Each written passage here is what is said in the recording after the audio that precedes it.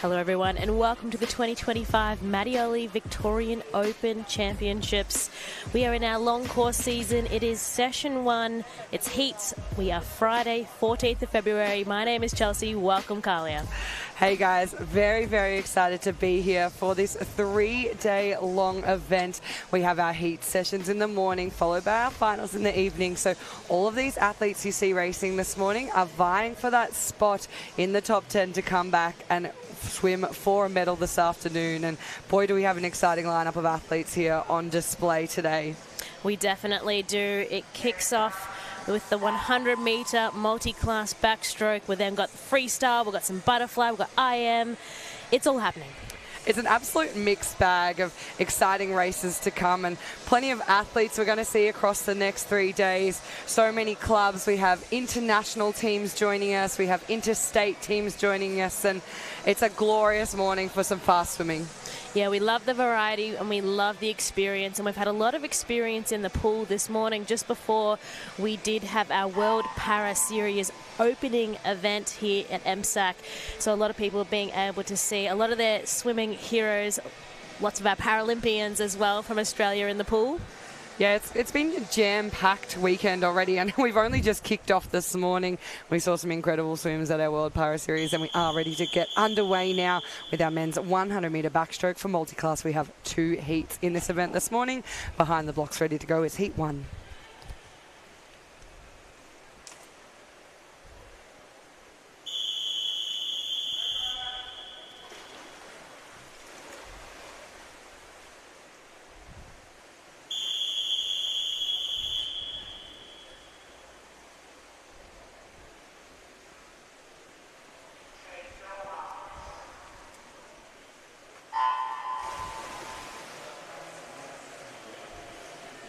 And they're underway at the moment. Our middle 2 lanes, that is Logan James in 4 S15 and Calvin Tran in lane 5 S14 that are leading the way. A few different classifications in this one.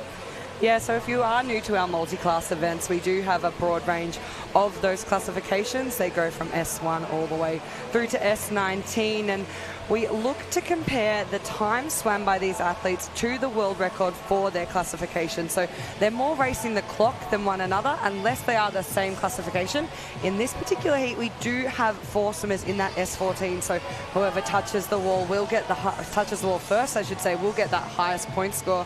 But we will see going out very fast there was James Logan in lane 4, 34.65. And James, one of our S15 swimmers, he's looking to try and swim fast enough to secure himself a place for our Deaf Olympics in Tokyo later this year. So he'll be looking to set some fast times across this weekend. Yeah, as he comes into the wall, very strong finish there for our heat. Number 1, 1:10.80 is his time. Following in, we have Calvin Tran and then Cooper Harrington rounding out our top 3 finishers. But as we did mention, it is all about that time depending on the classification, and that point score closest to the world record is out of 1,000. And Cooper Harrington looking up in the crowd, looking very happy as well. We love that, seeing the energy from our 14-year-old from Yarra Plenty Waves. Yeah, we've spoken about this across our last few events through Swimming Victoria. Just the range that we have in these multi-class events of ages. We have some athletes who are competing as young as 12 years old, all the way through to our seasoned and more experienced swimmers. In Bradley Doolan in that heat, 30 years of age. In this particular heat, we've got Ryan McGran from Geelong. He's 32, so we have a lot of those bases covered here. We definitely do. Lots of experience and lots of new experiences to be had.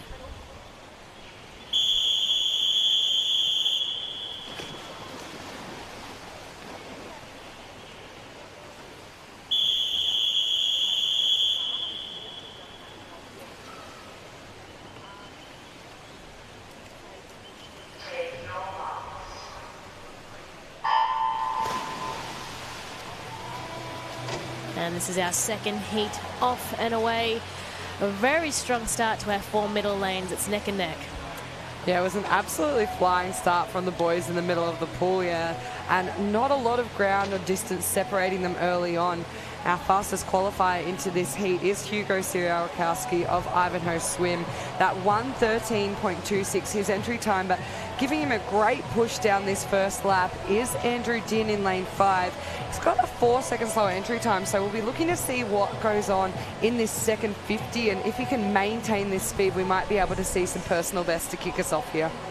Yeah, so we do have Josh in 3, Hugo in 4, and Andrew in 5. All S19 classifications competing directly against each other. They are 16, 17, and 18 years of age as well. But it is the two boys in the middle. It's Hugo and Andrew in 4 and 5. Hugo just out in front there by an arm's length. He's just trying to pull away bit by bit with 10 metres left to swim, and as he comes down under the flags, it looks like it will be Hugo who gets his hand onto the wall first there in a 1:14.79. But massive, massive effort there from Andrew Din, 1:16.10. That's a whole second off his personal best, so what a great swim from him. And then finishing in third, it's one of our visitors, Thomas Voigt, 1:21.49. And our final swimmer, Wariri, one of our visitors as well in lane 7, 16 years of age, coming into the wall there with a 1:45.7.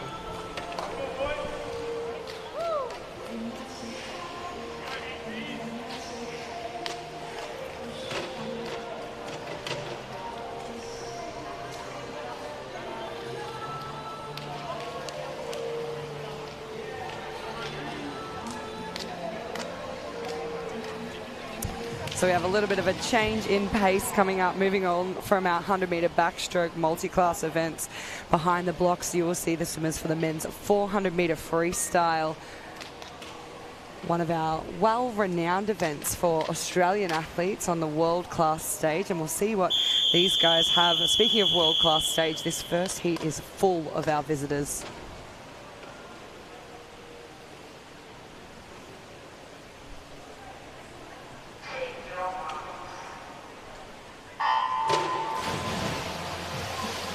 Yeah, we welcome everyone who is visiting for our competition. It brings such a depth to this meet.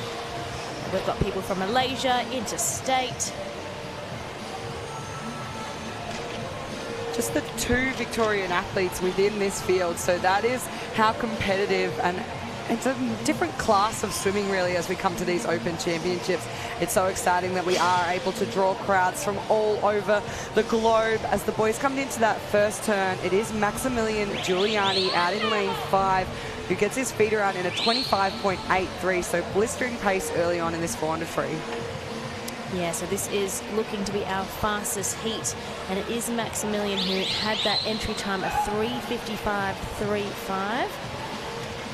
Looking to better as ticking over 100 metres, 54.11, followed by Ho Ying, 54.6.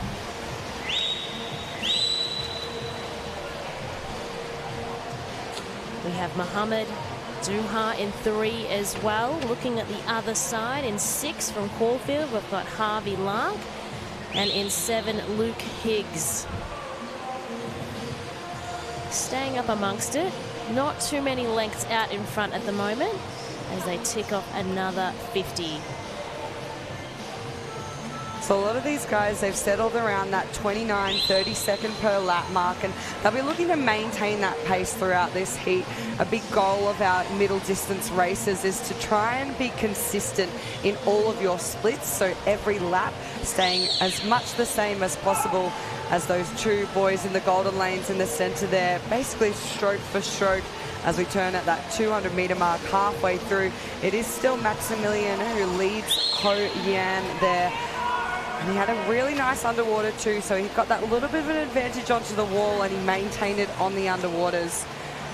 Maximilian, one of our Australian Olympians in that 200-metre freestyle, making a final. Also in that 4x200 team, one of our great relay teams across the games. Here as they come up to the next turn, just making a slight lead, Ho Ying, as he really pushes off the wall. He's gaining speed. Maximilian will have to hang on. He's got to be looking on his left as well. We have Muhammad in lane 3 from Malaysia, the 16-year-old. And speaking of gaining speed, Luke Higgs out in lane 7. He's really started to bring in the motor down this third 100. He had the fastest split of his in the race there besides that first 50. So he's gone a little bit quicker and increasing that pace. So we're just starting to see a few of these guys bring in the legs here. And so Ho Ying is leading the way. Maximilian is a body length and a half behind him now. Muhammad in 3, really trying to pick up his pace with his arm stroke, pushing as far as he can. It's going to be a little battle for that second placing in this first heat.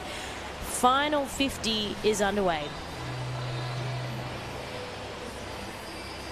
Once again, these athletes are looking for a spot in that top 10 to come back and swim later on this evening. Those 10 places up for grabs. A lot of these boys will know right now in their pacing and their timing that they are probably going to comfortably make their way through into that final. So we'll just see a few of them switch off a little bit with 15 metres left to swim. And we come down to touch, and it will be Ho Yin there, who takes out heat 1 just under that 4-minute barrier, 3:55.51. Muhammad in second, 3:59.60, and Maximilian finishes third, 3:59.77. As we turn our attention now to heat 2.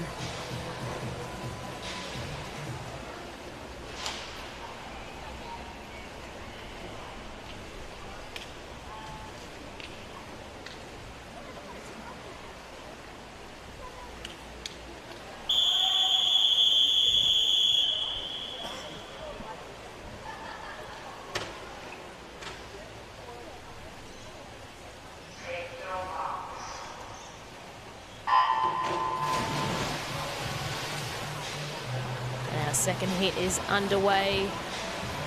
The boys all popping up simultaneously. A really nice start there, though, to Oliver McKenzie in lane 8.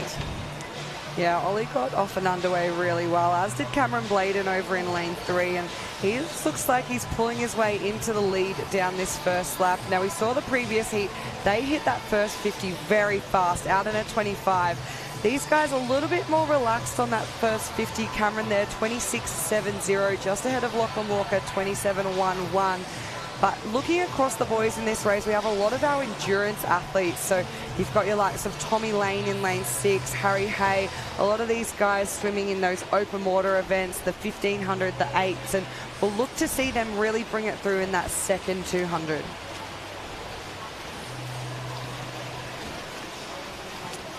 And so, Kalia, looking at the transition of open water, or looking at, long distance swimmers, 1500s, 800-meter swimmers, to then entering the 400, what do you think the motivation is?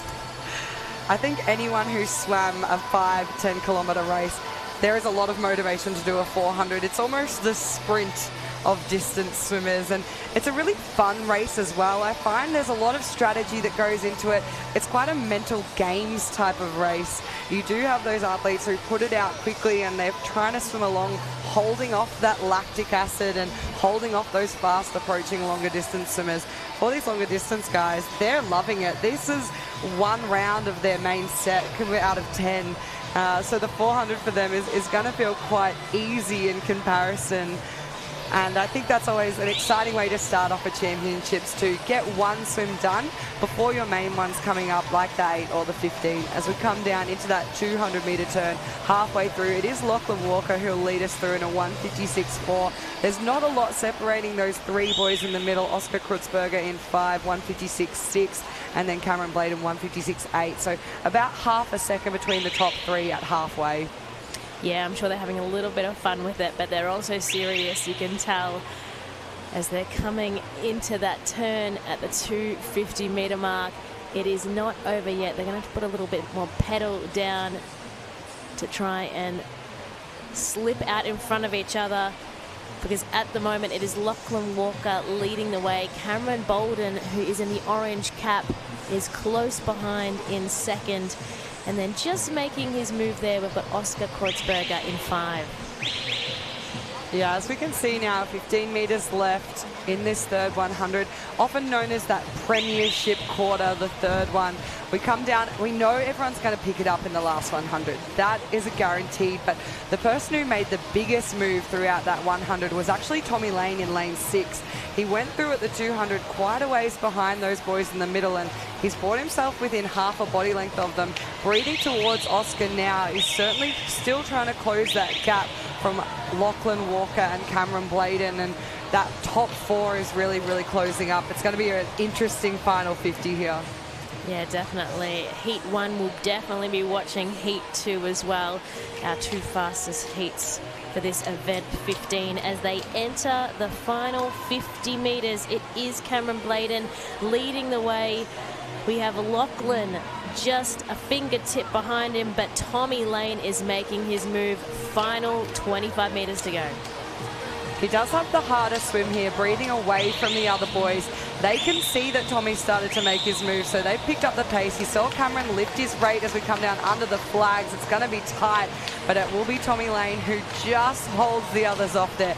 3:57.39. Second place, Cameron Bladen, 3:57.53 ahead of Lachlan Walker, 3:57.65. So that heat, not quite as quick as the previous one of our leader, but that third place from Heat 1 at a 3:57.77, 3 of those boys have gone under that time now. So it's going to be a very, very tight race to make the final here. I think so, and I think Tommy should be pleased with that result as we check out our full results from Heat 2. Tommy, Cameron, and then Lachlan as Heat 4 is about to begin. Or Heat 3, I should say.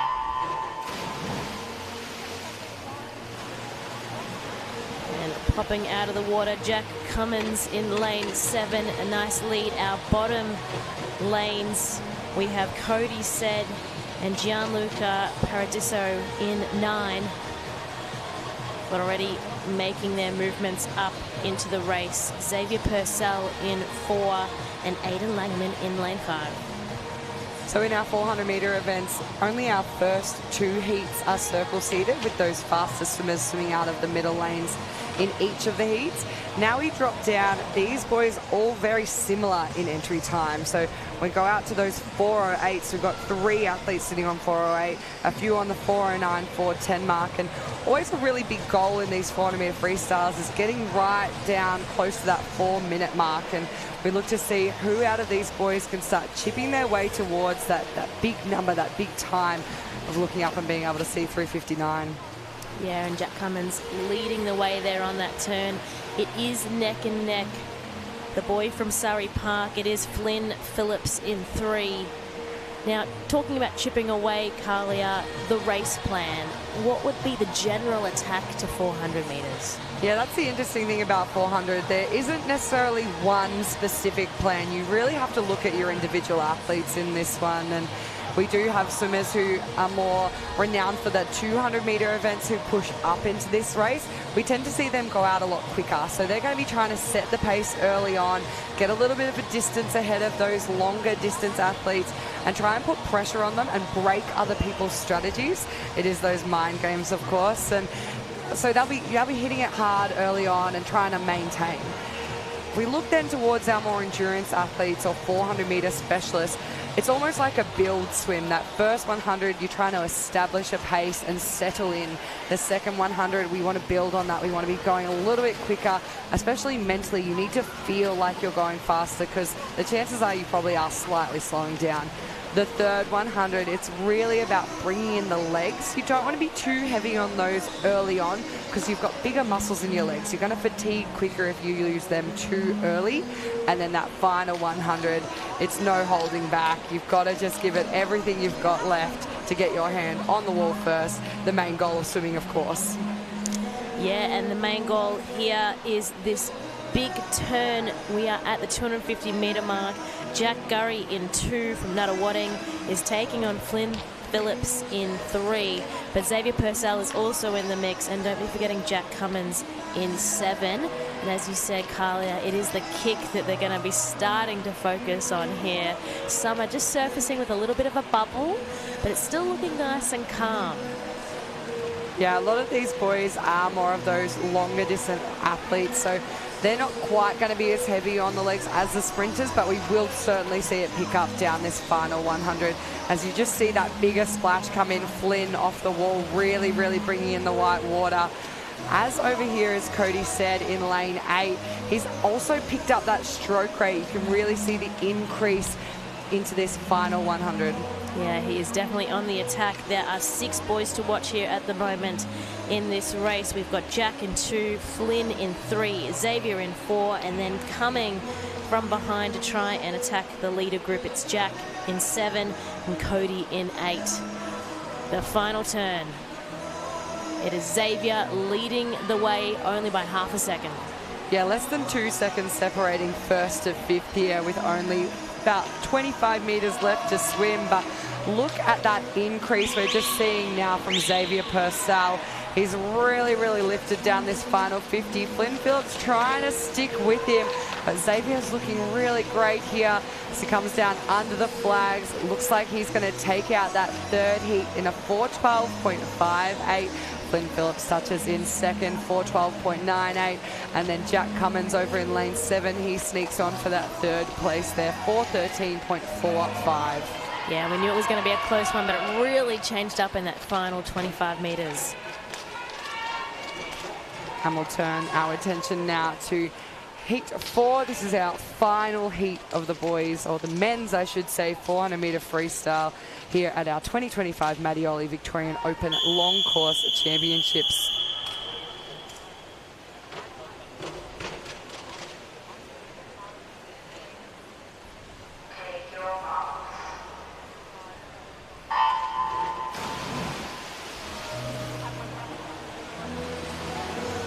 Good start by the field in the middle, leading all the way down to lane 8, Marley Sutherland.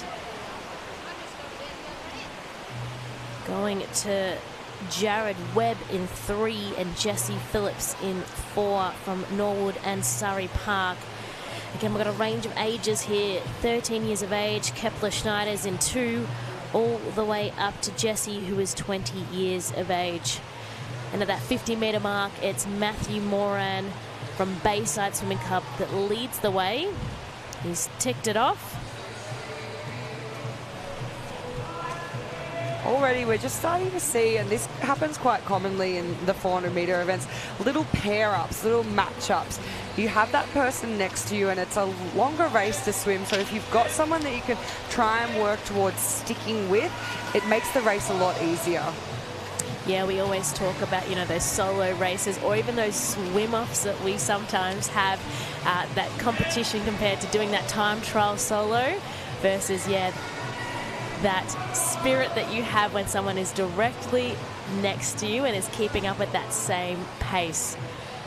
Yeah, we definitely notice that within training pools as well. If you're stuck out in front by yourself, it can be easy to settle off and back off, and those little 1% efforts can make all the difference. So if you have someone just nipping at your toes, sitting right next to you, they're always going to keep you pushing that extra bit.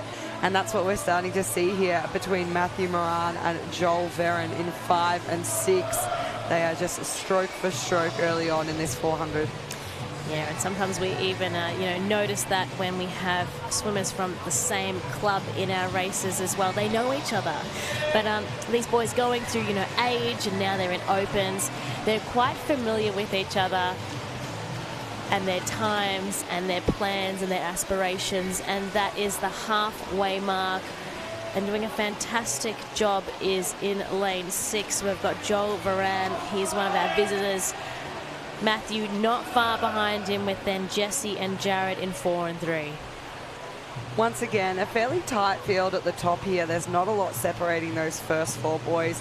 Off that halfway turn there, I just saw Joel really pick it up off the wall. So a lot of our space when we come off those transitions from our underwater into the swim, you can make up quite a bit of ground, and we often speak about it. The best athletes, you'll see them just those about 5 or 6 fast kicks after the underwater as they go into the freestyle stroke, and it can make half a body length of difference. And Joel was really good at that off the previous turn, and hopefully we'll see it again from him as he comes down into this final 100.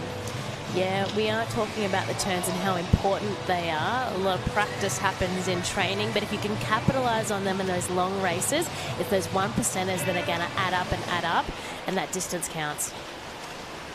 And there we've just seen it again. He went in very close. There wasn't a lot separating Joel and Jared, but pops off that turn and underwater and really makes the most of it, utilising those skills to try and pull away. The other boys are going to have to do a lot more work in the swim now to catch up after just, it's almost 1 to 2 seconds, not even, that can make all the difference there off the walls. He looks nice and calm in his stroke. Joel in 6, Jared in 3. And in lane 4, we also have Jesse trying to pick up that pace. They're looking a little bit more ferocious in their stroke, whereas Joel looking quite cool, calm and collected, but he might not want to stay that way for too long as he's being chased. Absolutely. Both of these boys now 15 metres left to swim. It's our 2 visitors, Joel and Jared. As we come down, Joel looks like he's just lifted in those final moments of the race, and he's going to take out that 4th heat just narrowly there in a time of 4:13.48, ahead of Jared Webb, 4:13.88, and then third onto the wall was Jesse Phillips in a 4:17.80 to conclude our men's 400-metre freestyle. After this one, we are going to head down to the far end of the pool to speed things up a little bit. It's event 16, the women's 50-metre butterfly, and we have 11 heats of girls in this race.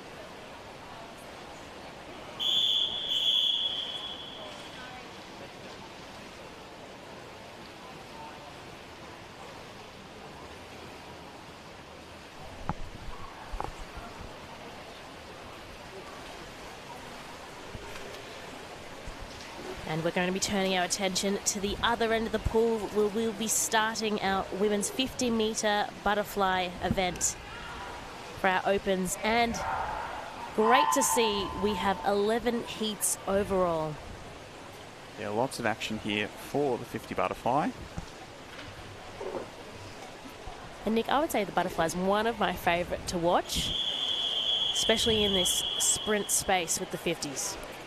And in this opening heat, Rikako Igi is an absolutely fantastic exponent of that. Former World Championship medalist in the 100 butterfly, recovered from leukemia to make the Japanese team in the freestyle relays last year at the Olympics, and she's putting on a great display here in this opening heat. So it is going to be all Rikako who's going to take out this opening heat of our women's 50 butterfly in a nice time of 25.92. So really strong swim there from Rikako. Nazia in second, with Rihanna Chen in third. So under that 26-second mark in our opening heat. So she's training up in Queensland at the Griffith University Swim Club, and it's fantastic that over the last sort of 18 to 24 months she's been back in the pool after recovering from that leukemia, back swimming at an elite level. Yeah, very inspirational story.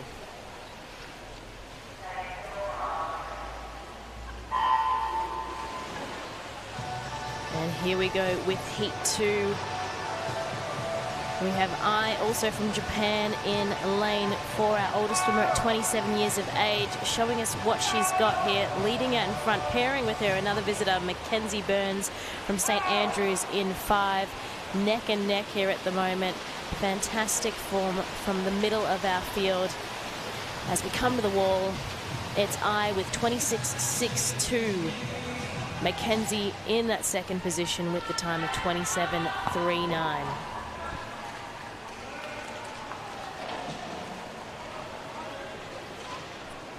And then we're followed by Jessica Wilson and Alana Torrance as we look towards our heat 3. So Olivia Wunsch from Carlisle. She represented Australia last year at the Paris Olympics in our freestyle relay, while completing her exams in the village. Well, not quite exams, but definitely some study had to be done in the village. And she's out to a really strong lead here through the 25-metre mark. Nice and strong, nice and powerful, keeping that length in her stroke, driving forward off those legs. Yeah, she's looking in great form. The bright yellow cap, a standout in the middle of the pool. 26.34, that is Olivia, followed by Chloe, our visitor, in lane 5 with a time of 27.71. And Nick, you can't forget those studies. They're important. Yeah, no matter what, even if you're at the Olympics, you have to fit it in. As we're now moving along to heat 4.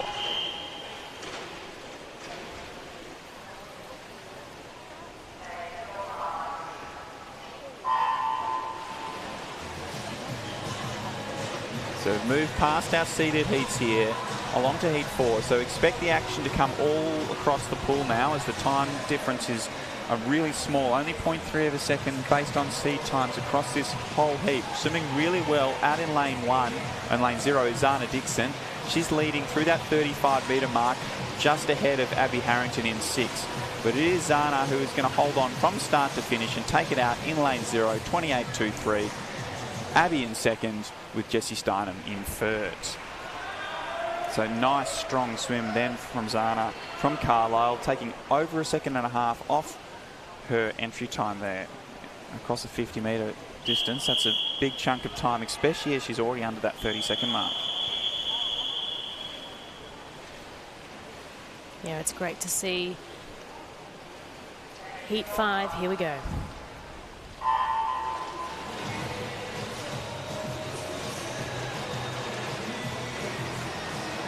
And quite even across the middle of the pool as they come up.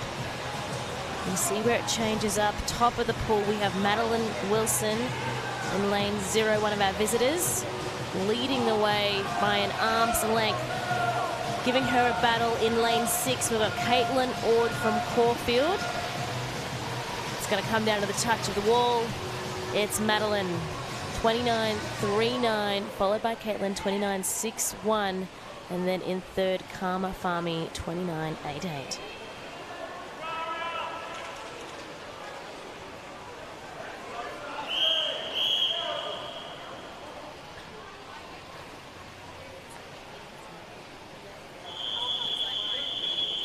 And so we're now moving on to heat 6.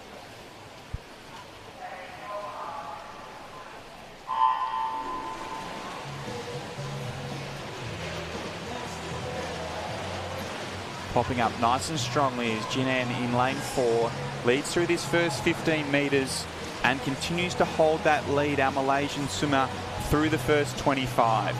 She's got about a half body length across the rest of the field as we've got 15 metres left to swim, but it is all Jinan in the centre of the pool from Malaysia, who's going to take out heat 6 of our 50 butterfly in 29.28.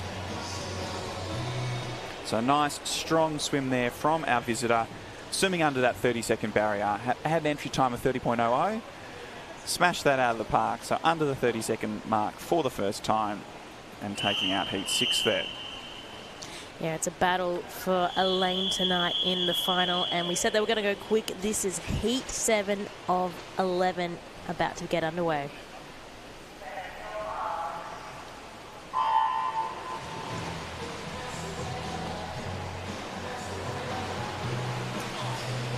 Coming out of the pool nice and early in lane 5, Jessica Proudlock in lane 6, Anicia Halau in the lead at the moment.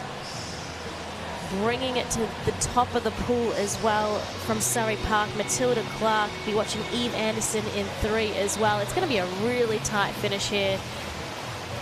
It's between Eve, Indy, Jessica, and it is Eve with a time of 30.54. Indy with 30.70, and then we have Matilda with a 30.73.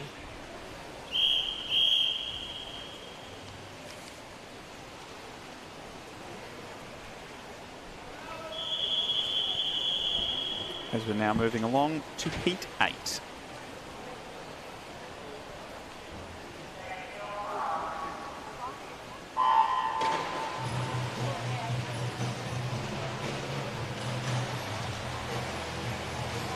So nice even start across the field here as they all go together through that first 15 metres.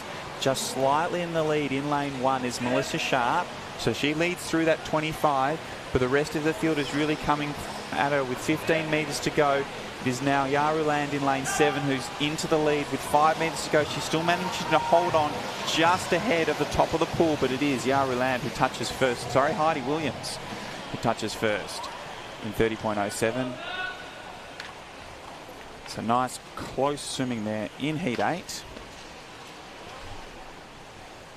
of our women's 50 butterfly. So we've got 3 more heats remaining of our 50 butterfly. Yeah, pool deck is getting a little bit clearer as our athletes get into the pool. Here we go, heat 9.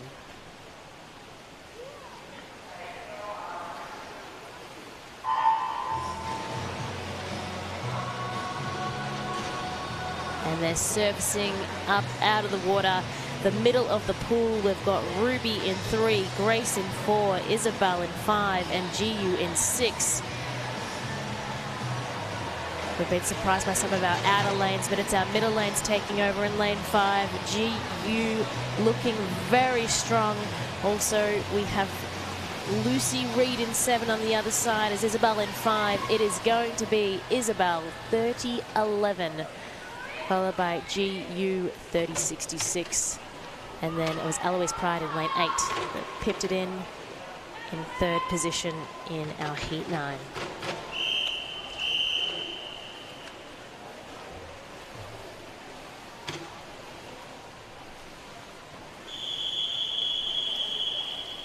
As we now move along to heat 10.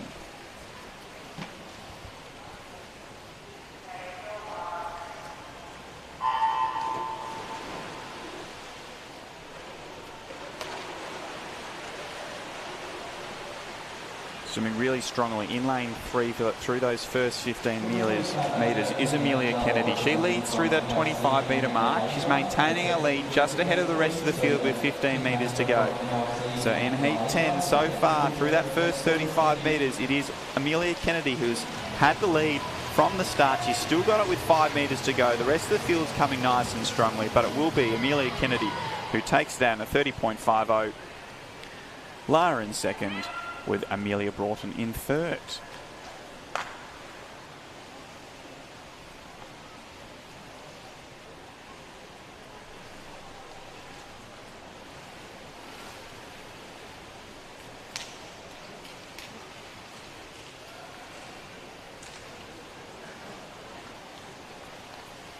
So we've got one more heat of the 50 butterfly to go.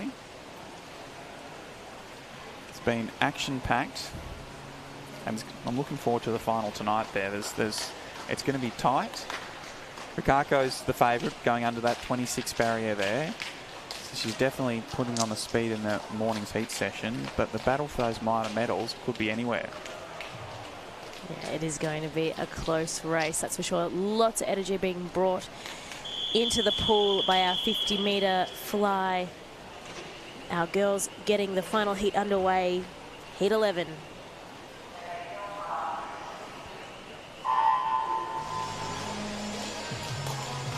A beautiful morning here at MSAC as the girls come up out of the water in lane 4. We've got Lexan Zhao in lane 5, Olivia Toe bringing it here. We've got to be watching in lane 6, Stephanie O'Donnell as well. She is in the black cap, leading the way to close out this final heat for the fly. 50 metres, she's done it in a time of 30.27, followed by the top of the pool, Ariana in 30.84, and then Tiffany in 30.93. So that concludes the action of the 50 butterfly as we now move along to the men's 200 metre butterfly. We have 5 heats.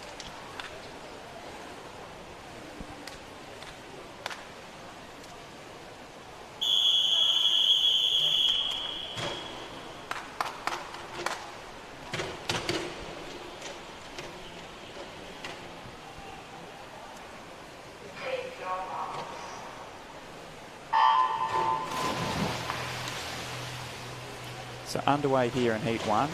Strong start there from James McBride, popping up in the lead in lane 3.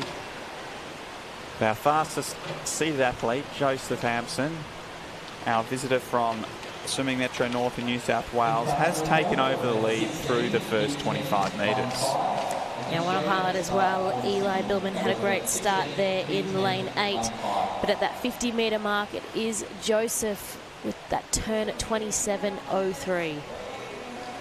Yeah, so nice strong opening 50 there. That 27, low 27. Now you'll see how close to sort of that 31 he can hold these next 350s. He's got an entry time of 2:01.6. So the challenge is maintaining his speed on these second, third and fourth 50s. Doing a really good job of maintaining his tempo, keeping his rhythm nice and smooth as he turns through the 100 and a 58.04. So 31.0 on that second 50. Lee Jai in second with James McBride sitting in third. Yeah, so really finding that pace with them looking towards that final 50 to pick it up, to come and get the close. They want that lane tonight in the final, and these boys know what's at stake. It is Joseph leading out the front here. It's going to be that battle there for those second and third placings. We'll be watching the times.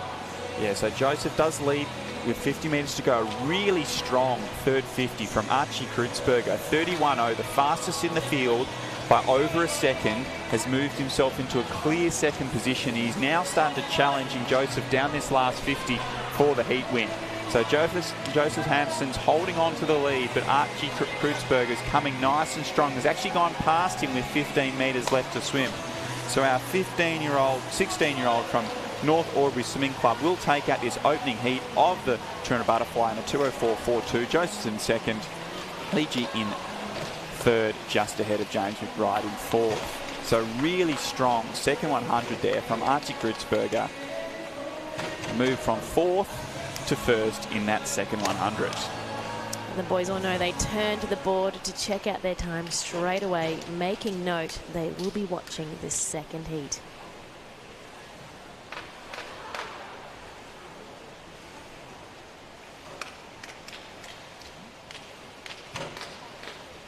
Yeah, so that's a really strong swim there from Archie. Taking off over a second off his personal best. It was really just that third 50. Absolutely accelerated. 31.0. That's incredibly fast third 50. So it'll be interesting to see if tonight Archie can get out a little bit stronger and trying to put himself in the race with the athletes that will get out a bit faster than him and back himself to maintain that speed over that second 100.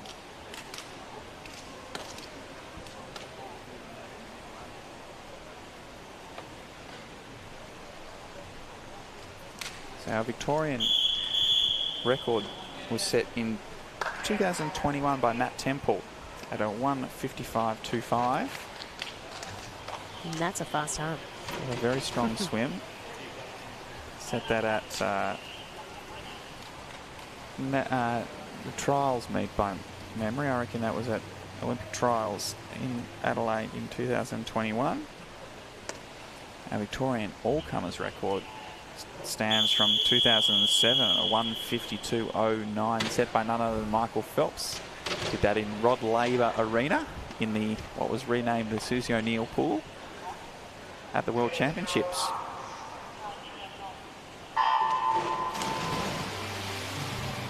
And heat 2 now coming on up and out of the water. That is a strong start by Caleb Dreyer in 4. Kai Z in 5, neck and neck with him at the moment, but it is Caleb really out in front here by the fingertips. So another one of our visitors from the Carlisle Swimming Club. We've had a good crew who are coming down for the 2025 Mattioli Victorian Open Long Course Championships. And he does lead through in a 27.70 and a really strong turn. He's extended out to over a body length lead off that wall. So really making use of those underwaters. He's maintaining his rhythm nice and smooth in this second 50. He's breathing every stroke.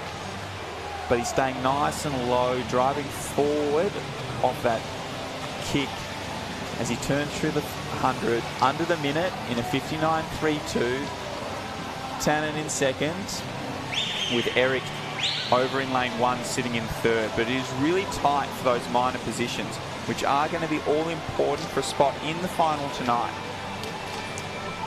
Yeah, all those 4 swimmers who are chasing Caleb, looking in sync really nicely there. It's going to come to this turn, the final turn, really important to capitalise on.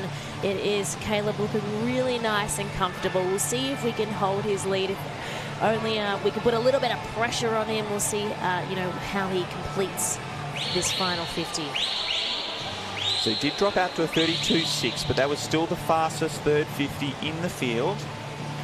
He's out to a 3.5 body length over everyone else. But it is really that battle for second place, which is going to be all important in this last 15 metres. But it is all Caleb Dreyer. Tannen's holding on to second place. Our Surrey Park athlete.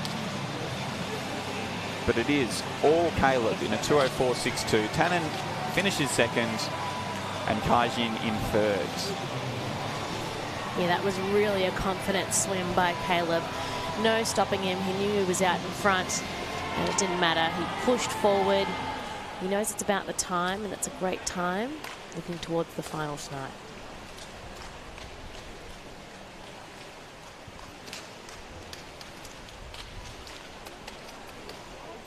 So we'll move along to heat 3, which is our third and final of our circle seeded heats. We do have 5 heats of 200 butterfly this morning.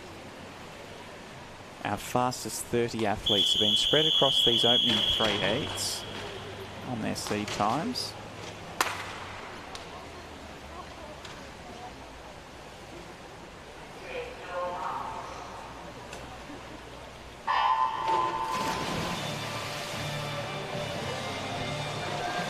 Now third heat is underway. That was a great start by Harrison Main in 8. Looking towards the middle of our pool, we've got Dimitri in 6 and Lee Hen in 4. And we were talking about, those circle seeded heats. Any heat from any lane here can secure a spot in the final. So it's really about their own swim and their own time at the end. Yeah, it's really important that all swimmers are focusing on their own race. Trying to stay under the longest there off that turn was Dimitri. So he stayed under, got out to 12.5 metres underwater. The others were popping up somewhere between the 8 to the 10 metre mark. So got a couple less strokes he's going to have to take compared to the others. We'll see if that can help him maintain his speed on this second 100. But it is Lee Hen who's going to lead through at the 100 metre mark at 1:00.36, just ahead of Muhammad. Our 2 visitors from Malaysia, our teenagers from Malaysia, going stroke to stroke in this third 50. Yeah, and they would know each other. They would train with each other, and now they're competing against each other. We'll see who comes out of it at the end. But Lee Hen leading out in front. Muhammad just behind, and then skipping the middle lane, we have Dimitri here in lane 6 at the bottom of the screen. He is on the tail of Muhammad as we come into this final 50 metres where they've got to put the pedal down and give it all they've got. So Lee Hen has maintained his just slight advantage that he's held over Muhammad throughout this 200s. We're into the last 15 metres. Muhammad is trying to come strongly up alongside his teammate with 10 metres left to go. But it does look like Lee Hen's going to hold on and take his third heat out in a nice time of 2:05.53, just ahead of Muhammad. Yeah, they really picked it up in that final 10 metres. You could tell a bit more whitewash around them. They're giving each other a high five across the lanes. Yeah, definitely the fastest last 50 of the field there from Muhammad to come strongly at Lee Hen. 31.8. That's really fast. It's the fastest final 50 we've seen this morning so far.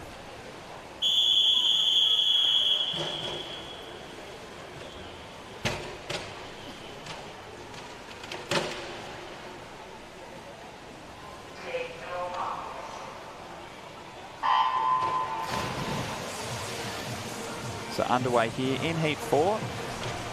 Popping up nice and even across the field there with Hunter Mace coming up right at that 15-metre mark in lane 8. So maximising his underwaters, and he will hold that slight lead through this first 25. Yeah, Cameron Riccini in lane 4 doing a fantastic job as well in this first 50. We'll see if he's leading here at the first turn. He is with that 29.44 for that first 50. Just behind him, we've got Cooper Sutherland, Nicholas Highland, and then, yeah, looking at the bottom of the pool, the pace is slowed, but he's still in there with Hunter Mace.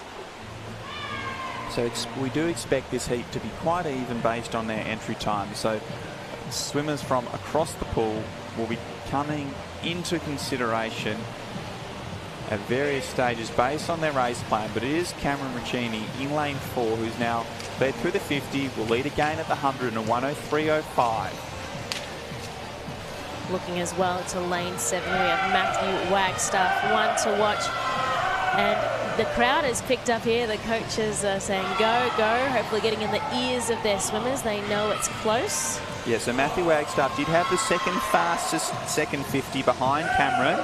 We'll see if he can maintain that speed in this third 50. Swimming strongly over the far side of the pool is Peter Behrens and Nicholas Hygen. So they're also in consideration for the minor places in this heat, but it is still Cameron Riccini who's led from the start and continues to lead through that 150-metre turn. Yeah, he's looking beautiful with his stroke and his rhythm.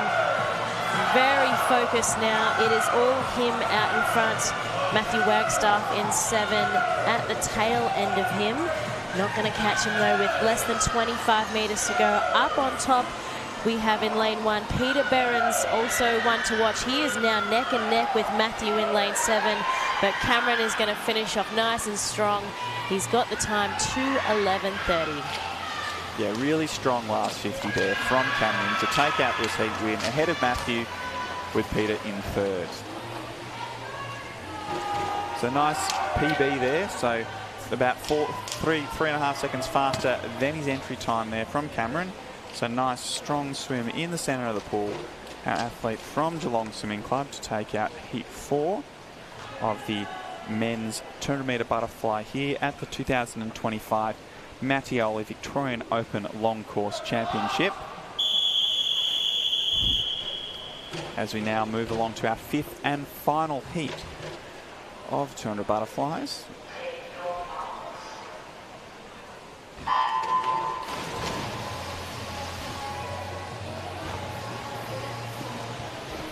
And that was a really great start by Oscar Campbell from Cheltenham, 17 years of age, in lane 6. And then looking in lane 4, we've got Cooper Rushmeyer as well, same age from DBE. Yeah, so we'll see those athletes race each other during the 2025 Mattioli Victorian Age Long Course Championships, which were held in December in this very pool. And it is Oscar Campbell who leads through the first 50 metres in a 29.49. Joining him under 30 seconds is Cooper and Miller-Scott. And so, Nick, what do you think the first half focus is for these athletes? So they need to get out nice and fast in that opening 50, but feeling really relaxed. This second 50, they almost want to feel like they're holding that speed that they established in that second 50. They won't be going quite as fast as that first 50, but you need to feel like you're maintaining your speed as Oscar turns through first in a 103.03. And now this is the all-important third 50. This is where you need to feel like you're re-accelerating. It's like a new race. The race is starting afresh and you're attacking this third 50. And that's just to maintain the speed that you were holding on that second 50. And you're not tired at all, right? No. Well, the crowd is picking it up. They know it's the new race in the second half here. We have Oscar Campbell in lane 6 leading the way. He's going to want to own this race in lane 4. We've got Cooper, and then in lane 7 be watching Miller-Scott as well. He is 15 years of age from Ballarat. So now we're on to that final 50, the 200 butterfly. It's really important that these swimmers are able to maintain that good body position, keeping their hips up nice and high so they can really drive off their legs, maintain that stroke length as they start to get tired. It's really hard to not feeling like you're swimming vertically. You have to still be swimming horizontal. The aim is to get down to that touch pad at the end of the pool, which sometimes in this last 50 feels like it's running away from you. But Cameron, also Oscar Campbell there, fantastic job. 2:14.18. Huge personal best to take out the 5th and final heat of the men's 200-metre butterfly. Yeah, he had huge focus, looking only towards the wall as he steamed ahead to that finish. And that concludes heat 5 for our men's 200-metre butterfly. We're now going to head to the 100-metre butterfly, our multi-class Vic Open. We're going to have 2 heats coming up.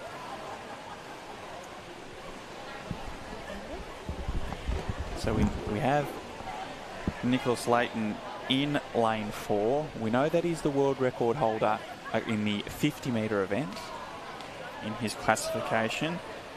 And he's also puts together a really strong 100-metre butterfly. So we know Nick loves his 50. He's also really strong at the 100-metre event. So we'll look for him to post a really strong time here. He's got an entry time of 55.97.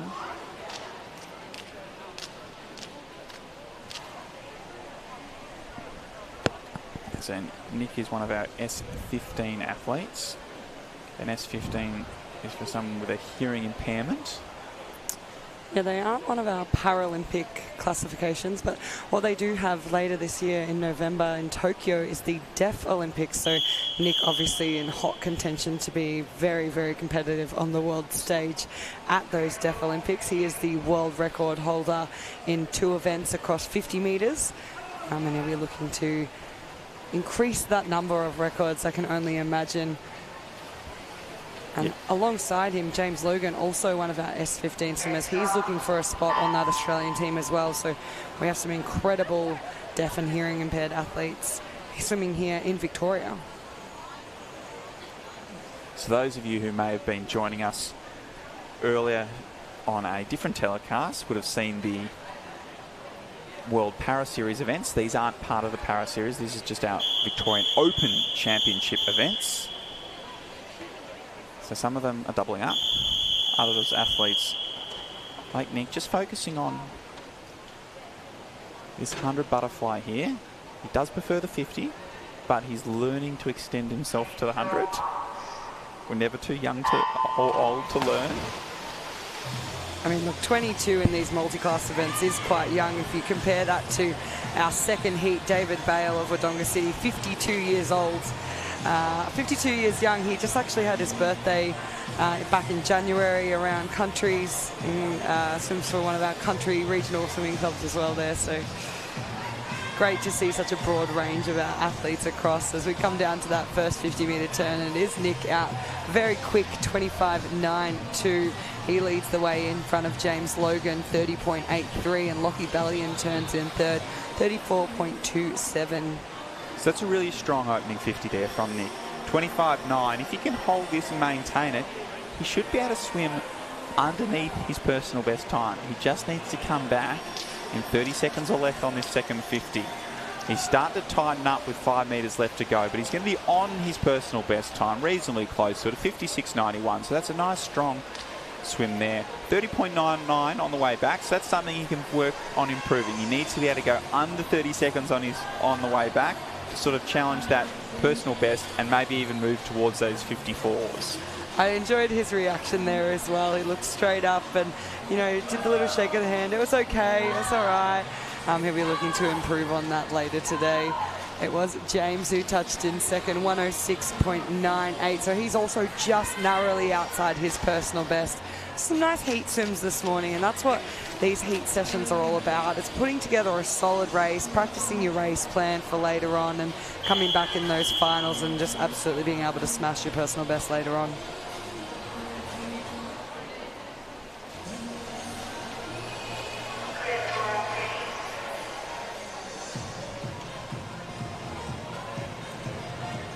So we're now going to move along to heat 2 of our men's 100-metre butterfly multi-class. We did see a number of these athletes earlier today in the World Para Series events.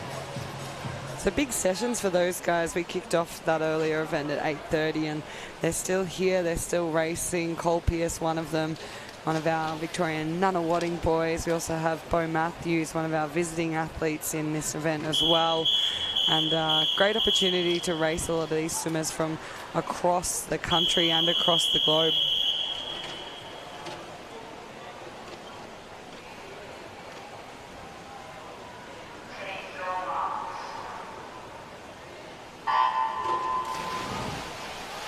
So for those of you who are new to multi-class swimming, it's not always the first to the wall who is the winner. All these swimmers have a classification that we've been referring to, and they are competing against their individual classifications world record. Their time gets converted into a point score based on that world record, and it's the highest point score who wins, or in the case of the heat session, the 10 highest point scores will progress to the final session this evening. So just because Cole is well and truly out in front here doesn't actually mean that he's necessarily going to have the highest point score. He would be one of my favourites in this event to post a nice high point score. But swimming really well next to him as well is Bo Matthews, and those two have got 10 metres left to swim here in Heat 2 of the men's 100-metre vault butterfly multi-class. Yeah, it's been a really fantastic swim from Bo here in lane 5. Cole will take out this heat in a 59.76. But Bo just 1/100th of a second over his personal best time. So it's basically the same swim with a different length of nails there as he touches the wall in a 101.80. Calvin Tran finishes in third, 114.52. And coming in to conclude the action is our most seasoned swimmer. And David comes in at 129.59. So he's definitely the leader in the clubhouse for seniority in the pool.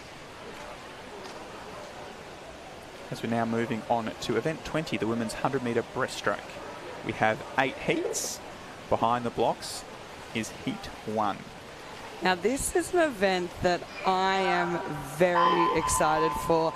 The lineup we have taking to the blocks this morning in this women's 100 breaststroke, it is full of these young, up-and-coming, talented athletes who I am almost certain we're going to see swimming in those green and gold colours at the Olympics in 2028.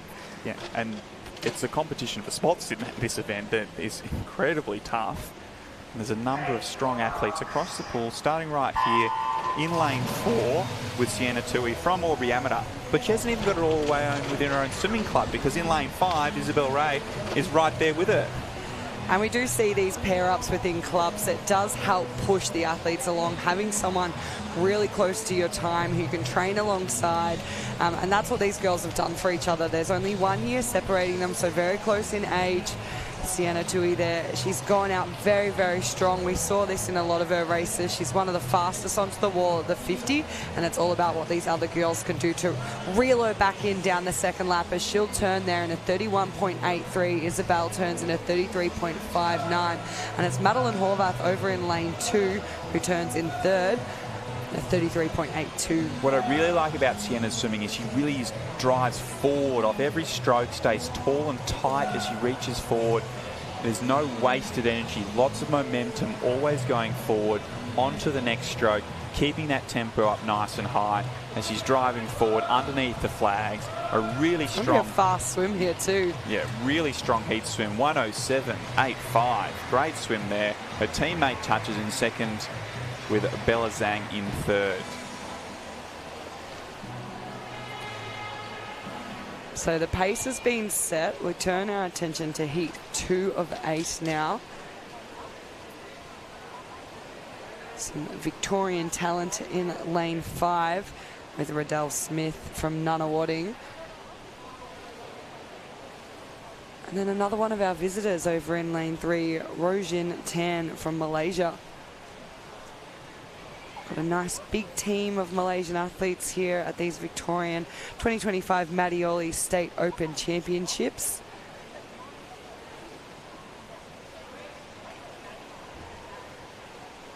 .107.85. That was very, very quick from our 15-year-old from Aubrey Amateur. That has set the standard very high in that opening heat. She did finish third at trials last year for the Olympic Games. Just narrowly getting touched out from that spot on the team. I certainly think that would be driving the passion and the path to LA over the next 3 years.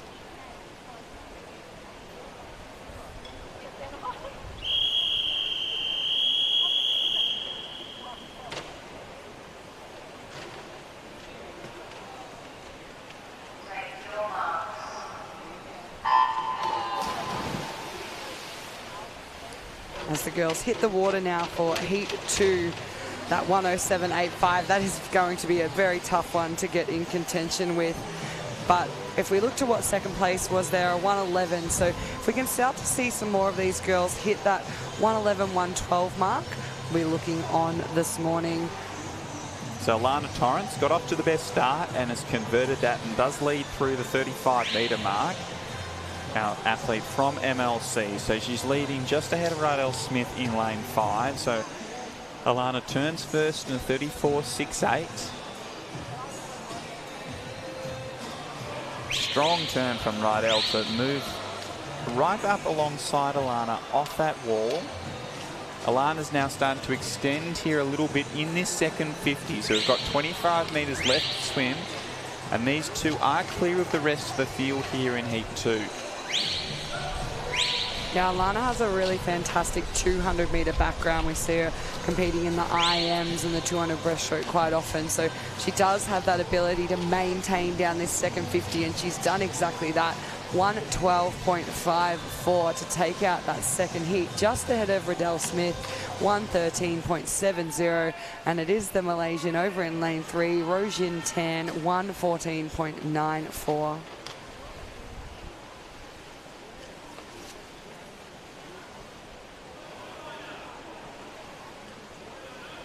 As we're now going to move along to our third heat of our women's 100-metre breaststroke.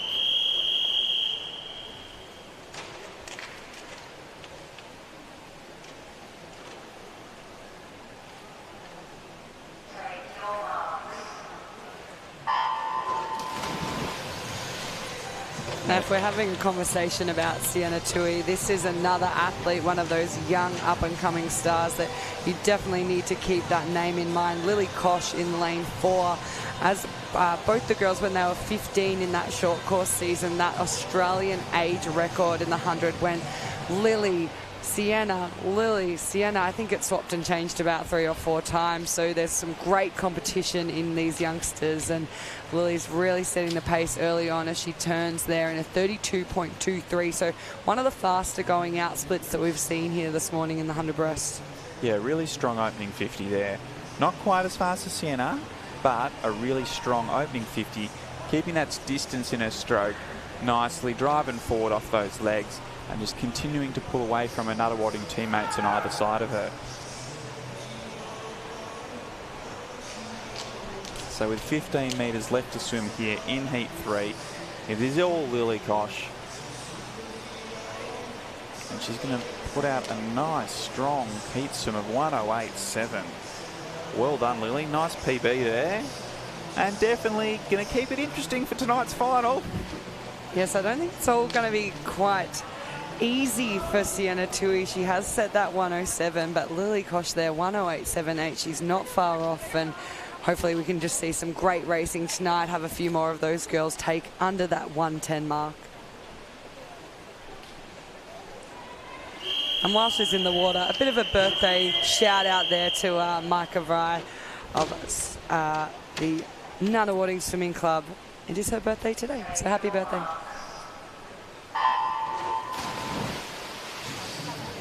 As we're now moving along to heat 4.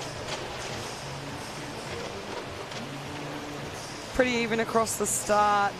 Just out in front, slightly over in lane 1 was Frances Boardville. And those girls in the middle trying to close that gap. Skylar Hay in 6, pushing her way through. Going alongside her is Salia White. There's not a lot between these girls down the first 50 of the 100 breaststroke, and we do tend to see a little bit of that. More of these girls are going to be hitting that first lap. They're looking for that comfortable speed early on, no one wanting to overdo it, because in the breaststroke those legs become so important down that final 15, and if you've got that little bit more energy left in the tank, you're going to be able to come home just that bit stronger than the girls beside you. So it is still 1 and 2 at the top of the pool, with Francis and Stephanie holding on to a slight lead over the bottom of the pool with Skylar, Salia. And it does look like Francis has now started to extend their way from the rest of the field with 10 metres left to go. But the battle for second is starting to tighten up. And it is Francis who takes it out in a 1:17.90. Stephanie does hold on to second place there in Heat 4. With Salia White getting the touch for third.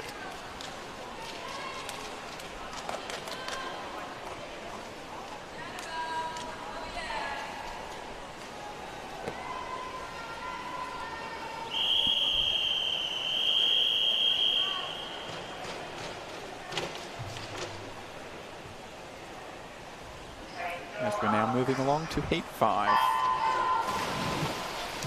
So almost every girl in this race sitting around that 1:18 mark. We're looking to have a few of them try and do some personal bests here, particularly those athletes who are over 18. A lot of the youngsters, they will have raced our Victorian State Age Championships back in December. For quite a few of them will be just trying to hit some faster times in the middle of their training block leading into national age coming up in April, whereas our actual 18 and over swimmers, this is their chance to shine at the Victorian 2025 Mattioli Open Championships. So going down to that first turn there, and absolutely nothing separating Eliza Connolly and Alicia Brownbill in lanes 7 and lanes 5. Onto the turn there, they've led the way through, and a lot of the action coming from this far side of the pool. So they still are 1 and 2 through that turn as they surface.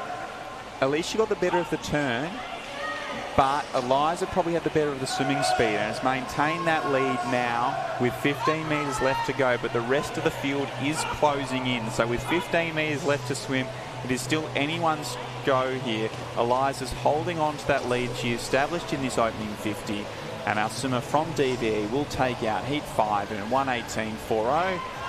Isabel Nash in second and Catherine Anders in third.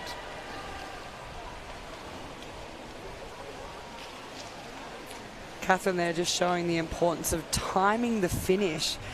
A lot of those girls, just if you end up on a little bit of a shortened stroke or a longer glide into the wall, that's opportunity for someone else to sneak their way in front.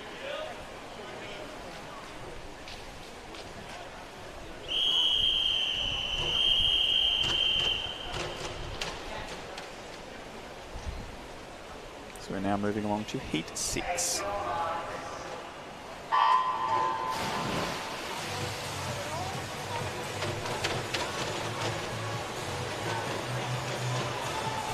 A really nice start there from Ali Morgan in lane 3, that blue cap of Geelong, and also going out very well early on is Joanne Liu over in lane 0. Those outside smokers have a really great opportunity in these later heats to sneak their way up into the point score and into a better position when they with their entry time if they can improve it. We know Joanne, through those 8 championships, is doing a really good job on her starts and her skills. So it's good to see, as a 14-year-old, they were still showing up against those older athletes. And we do have some more experienced athletes in this heat. We certainly do. You look to lane 4, one of our visitors from Japan, Minami Kubo there. She's one of our deaf or hearing impaired athletes. We know that as she utilised the light at the start of the race. So that's how we make a fair start for those who can't hear that starting signal. And it is that battle between the double and the half the age. Here, the 14 and the 28-year-olds. But it will be experience who is going to take out this 6th heat in a 1:18.27. Joanne in second place and Ellie Morgan in third.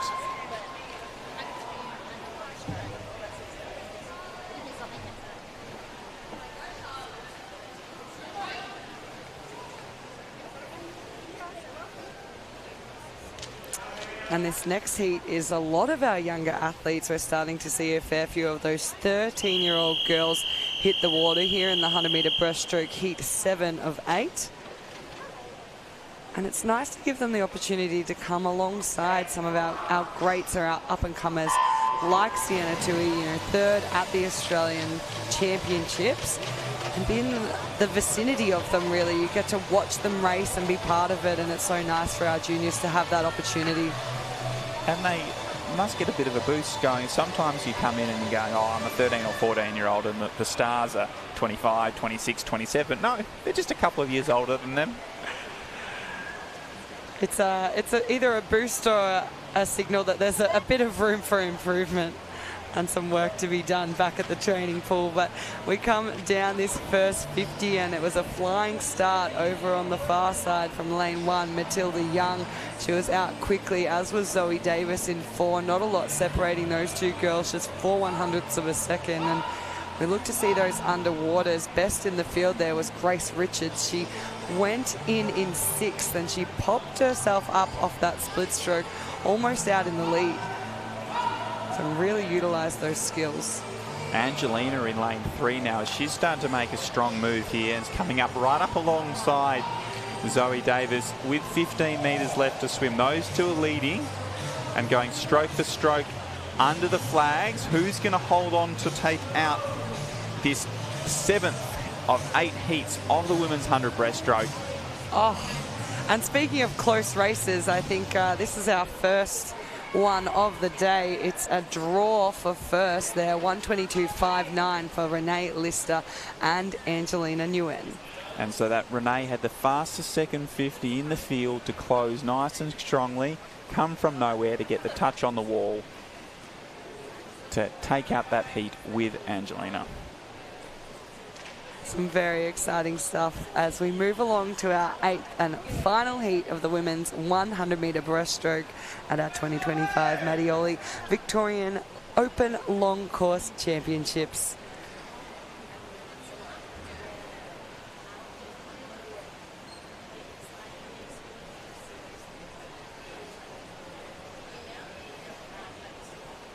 So it's definitely, this is one of those events you definitely need to tune back in for the final session tonight, because there's going to be action aplenty. The crowd support is going to be loud, and we could see some seriously impressive times and some seriously impressive racing. I think all of our events so far, we've had some pretty standout performances, even in surprising fields. I thought the 400 freestyle was just an incredible effort. So many, I think most of that top 10 went sub 4 minutes, which is a really, really gallant effort. And that 100 breaststroke, those girls, they're going to be, the race will really be on. A lot of girls trying to mow down Sienna Tui in that second 50, I think, is what we're going to see later on. So here in heat 8, our final heat, it is the centre of the pool that's going nice and strongly through this opening 50. Having a tight race with Marley touching just ahead of Trinity and Genevieve. So those all three through in 37 lows. So it's nice strong opening 50 here in heat 8, especially as their entry times at that 1:21. If they can hold this together, they're on for a really strong second 50. Yeah, and they're actually looking really good down this second lap. It can be easy to start fatiguing at this point in the race, but all those girls side by side really, really pushing. You can see that surge forward on the recovery part of the stroke, and it is still Marley Adlam out in front, but Trinity O'Keefe is just doing everything she can to reel her in as the girls come down to touch. That timing, once again, so important, and we've just seen two of them break that 120 barrier. Marley Adlam takes out the 8th heat, 119.71, ahead of Trinity O'Keefe, 119.93, with Genevieve Dennis touching in third, 120.40. And what a great way to round out the women's 100-metre breaststroke there. Yeah, really strong swim across the board there in heat 8. Some nice personal bests as we now move on to event 21, the men's 50-metre breaststroke. So what kind of differences might we expect to see going from the 100-metre breaststroke into the 50? They are both sprint events, but there are a few changes to the stroke. Obviously, we're halving the distance, so the aggression probably more than doubles. especially with the male athletes and the requirement to slap themselves silly before the race. And this field, we want to talk about stacked. I mean, whew, this is going to be spicy. Multiple Olympians, Australian record holder in this opening heat with Samuel Williamson. Such a casual statement. Multiple Olympians here at the Melbourne Sports and Aquatic Centre at our Victorian Open Championships. Reigning world champion Sam Williamson in this 50-metre breaststroke event. Speaking to him before, he's ready to post a strong time, so we'll see how he goes in this heat session, but Joshua Yong will not give him an inch. Definitely not. Joshua Yong last year, stellar season. He performs over and over again, but it's not going to be enough to outdo this man in lane 4. Sam Williamson, he is just charging up this 50-metre breaststroke. Little long onto the touch there. 27.04, such a brilliant swim, and we'll see what he can do later on. It will be Joshua Yong touching in second, 28.09, a whole second behind. And then Lachlan Chan, one of the Nunawading boys, touches there, 28.49 in third. So Sam Williamson has now just posted the fastest time ever swum in Victoria. He's taken out Cameron Vandenberg's Victorian all-comers record, set back in 2007, which is when the World Championships were here. So that was the fastest swim ever done in Victorian waters. And I think it's only going to get better from here. As we turn to heat 2, it is Lucas Matzerath in lane 4 from Germany, who's leading the way just ahead of Calvin Reid. Calvin at our Victorian Sprint Championships posted his fastest 50-metre breaststroke time, and what an effort it was. They've almost come along side by side. Looks like Lucas just in front there, squeezes into that 27 barrier, 27.99. Calvin not far off, 28.14. And it's Thomas Sutherland in lane 6 who takes out third from heat 2, 29.07. As we're now moving along to heat 3. Another one of our Olympians with Matthew Wilson and former world record holder at the 200-metre breaststroke event.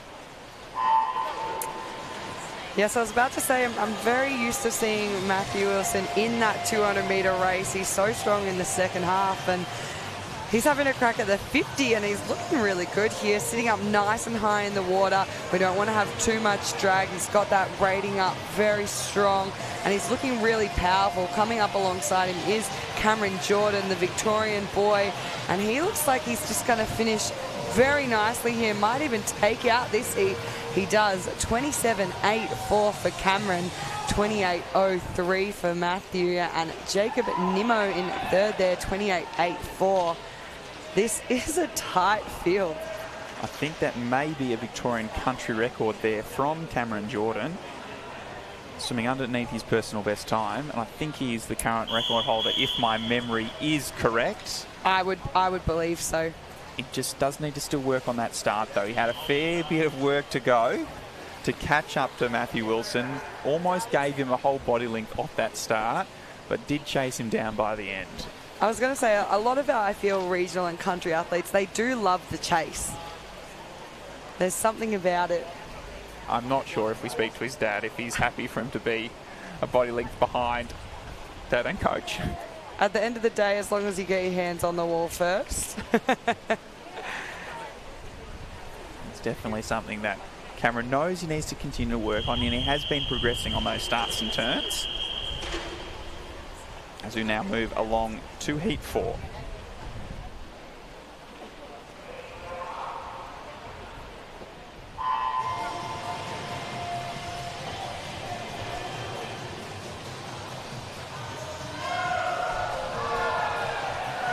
So nice even swim across the field here in heat 4. It is Ryland Whelan in lane 3 who leads through that first 25, but swimming nice and strongly in lane 7 is Mitchell Davis. Mitchell's coming up alongside Ryland with 15 metres left to swim. Also moving through in the centre of the pool is Xavier but it will be Ryland who holds on, led early, and maintain that lead just through the 50 metres.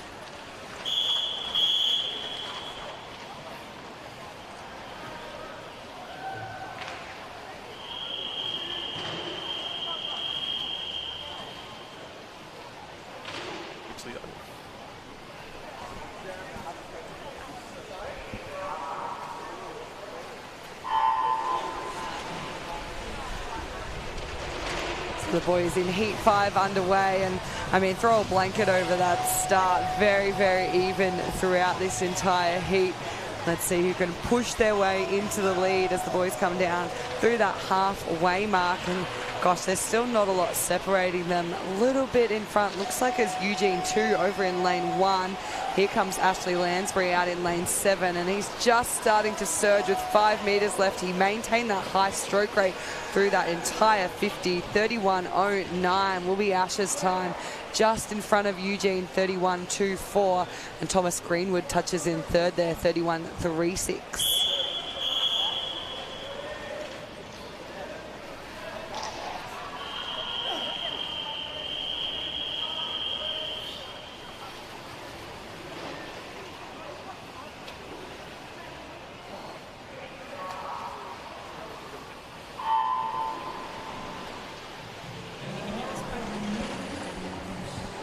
So Heat 6 hitting the pool now, and a great start out in lane 7, Thawan Parom. He's really, really well known for those skills. The other boys starting to push their way through now. Joshua Hargraves in 3, looking the goods with 15 metres left to swim. Andre Tallarico in 4, starting to make up a little bit of ground here, but it is still Joshua as they come down under the flags. His time, 30.82, swift out of Heat 6. Andre finishes in second, 31.01, and Hugh Fithy in third, 31.46.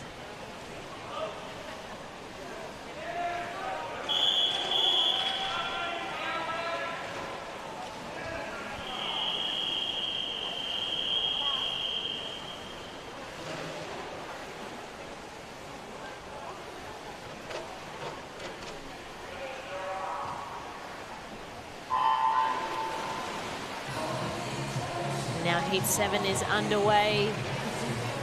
It's a great start with Joel Gabriel in lane number 5. 20 years of age from Western Aquatic Academy. Up the top of the pool, we've got Austin Robbins in lane 0, and looking all the way down the bottom as well, we've got 3 in a row. 7 is Ryan, 8 is Bowie, and 9 is Hamish. Hamish looking very strong. Top of the pool, bottom of the pool, Austin, Hamish. Who's it going to be? It is Austin. 31.38 and a 31.48 then in Hamish in lane 9. A very close heat. Seeing some great times produced from these later heats here in the men's 50-metre breaststroke. Lots of these boys, those entry times were sitting around 32s and 31 highs, so some great personal bests from the lads. And there's more to come. Here is Heat 8.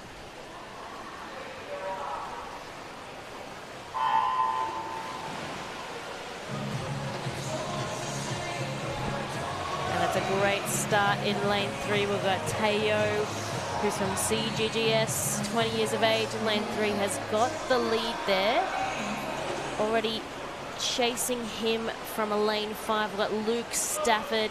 Down the bottom, we do have Alfie and Xavier in 8 and 9, but it's going to be between Teo and Luke.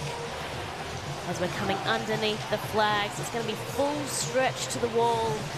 And Teo, 31.39. Someone is very happy for him just there as well from the crowd. We've got Yixon, 31.69, and then Luke was in that third position, 31.81.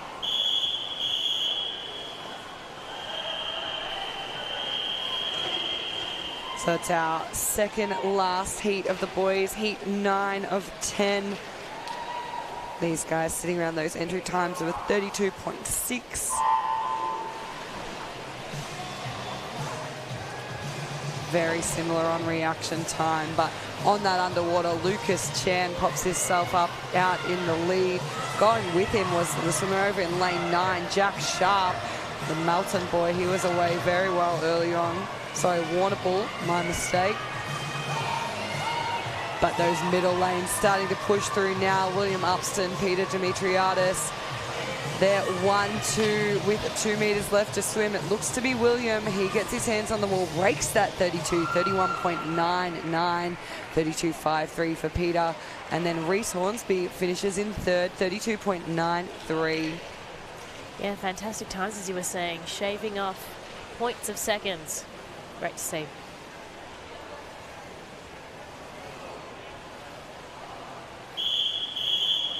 As we go back to the other end of the pool, here's our results first. We've got one final heat to go, heat number 10.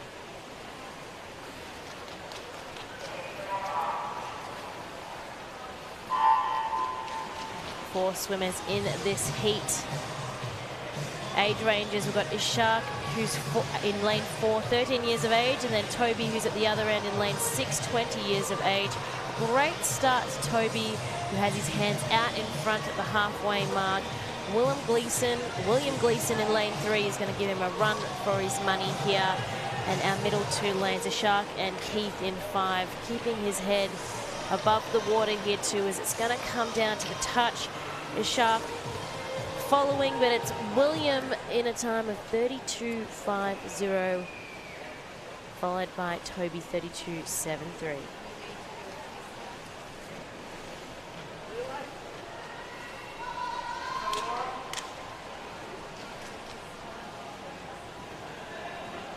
The next event on the program, probably one of my favorite events to watch. It's also one of the most challenging events to race, and I'm sure a lot of our athletes would agree with that statement.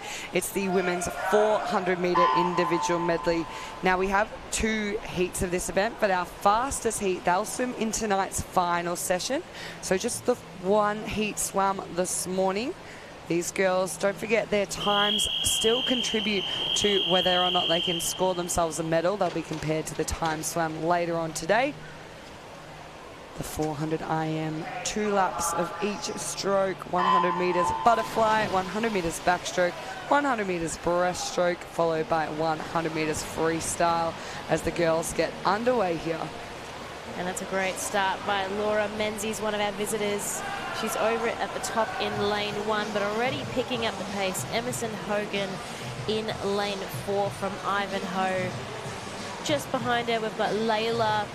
A really nice, comfortable start. You are correct. What a brutal but exciting race. This is kind of, you know, the Jill of all trades in this one.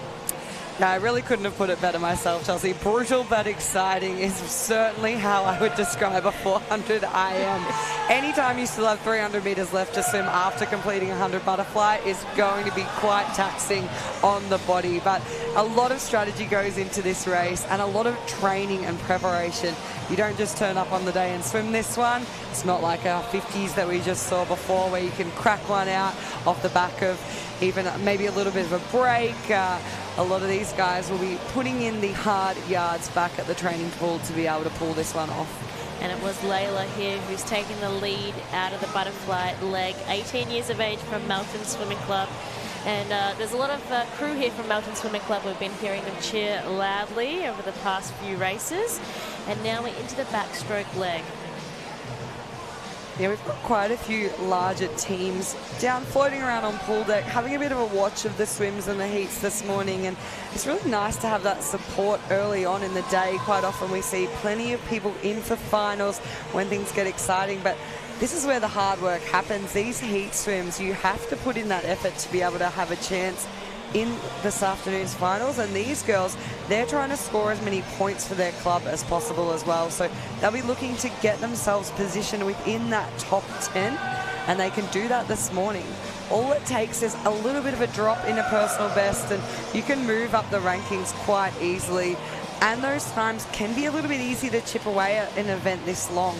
All it takes is one good lap or one good leg of this IM, and you can drop 3 or 4 seconds off. Yeah, it always gets really interesting when we get to the breaststroke leg, which is coming up next. But from this backstroke leg from the girls, I've been seeing lots of precision and clear technique here as they come to the turn. It's still Layla out in front who really gained that space that lead coming from the first leg in the butterfly. Let's see how she goes in the breaststroke, because following her next door, we've got Emerson Hogan in 4, and then Madeline Harvey in 3.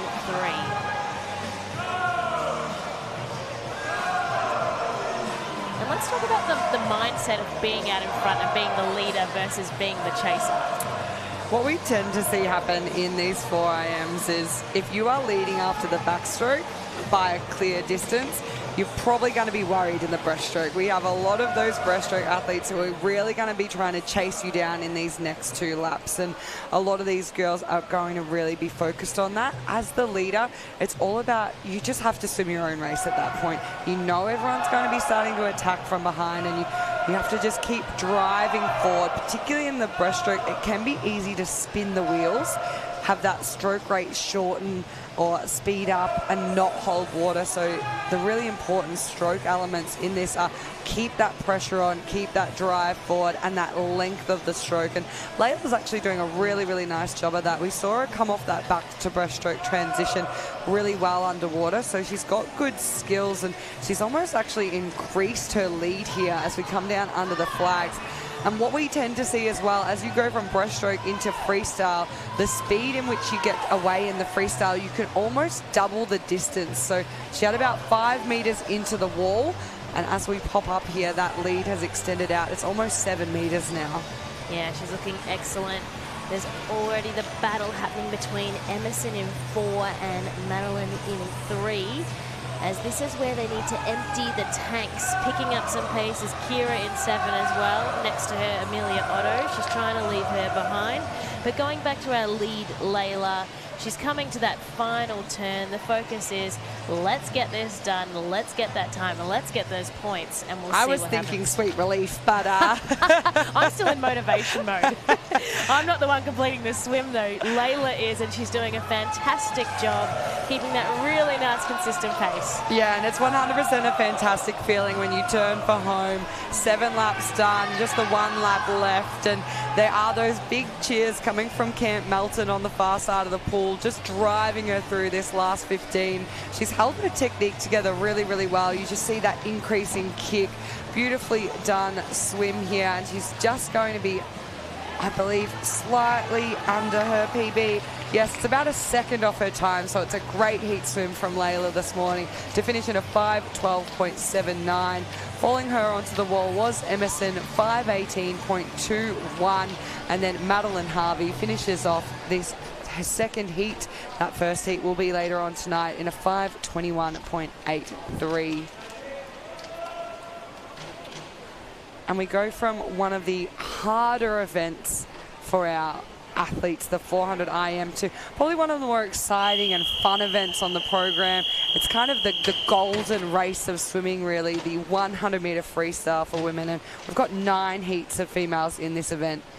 It does, and we've got 3 Olympians, I think, across these heats as well. So we start with some of the faster heats there. Olivia Wancher, who was part of the 4x100 freestyle Rio team, one of the favourites in the middle there with Victoria Caddiston, who's an Irish Olympian. Yeah, absolutely. Olivia Wunsch, she is so competitive across the board in multiple events. Freestyle, she loves. We did see her compete in the 50 butterfly just moments ago, really. Hasn't had a lot of turnaround time here, but she's out quickly, 26.14 feet to the wall. Following her on was Chloe Rowe-Huggins in 3, and then Victoria Caddiston in 5.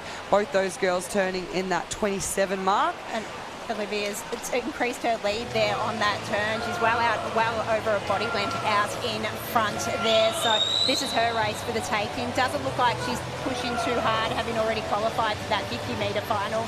And she goes into the wall quite easily to take the win in 54.53. Second is Victoria Caddiston in 57.03.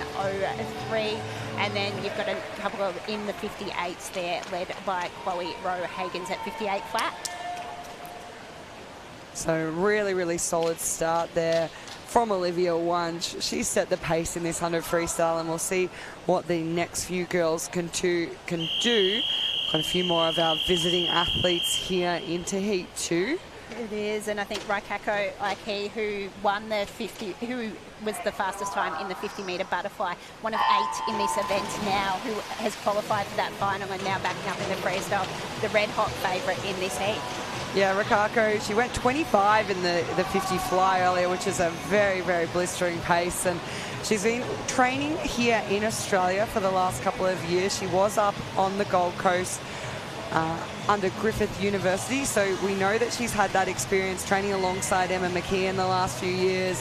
She has similar events, so it's been a great position for her, and she's going to take us out here in a 27.28. Not quite as quick as Olivia Wunsch went out, but still a solid first 50, and following on was Bella Zhang in lane 3. Yeah, Raikako not quite having it all her own way in this heat, as the lanes next to her, led by Zhang, just keeping on her toes. Still probably half a body length ahead there, and now as we get into the last 15 metres, starting to use a little bit more of her speed to come away with the win, and she touches the wall in 56.32 ahead of Bella Zhang in 57.2, and then we've got Mackenzie House in 58.13, so 3 of our visitors take away in that heat.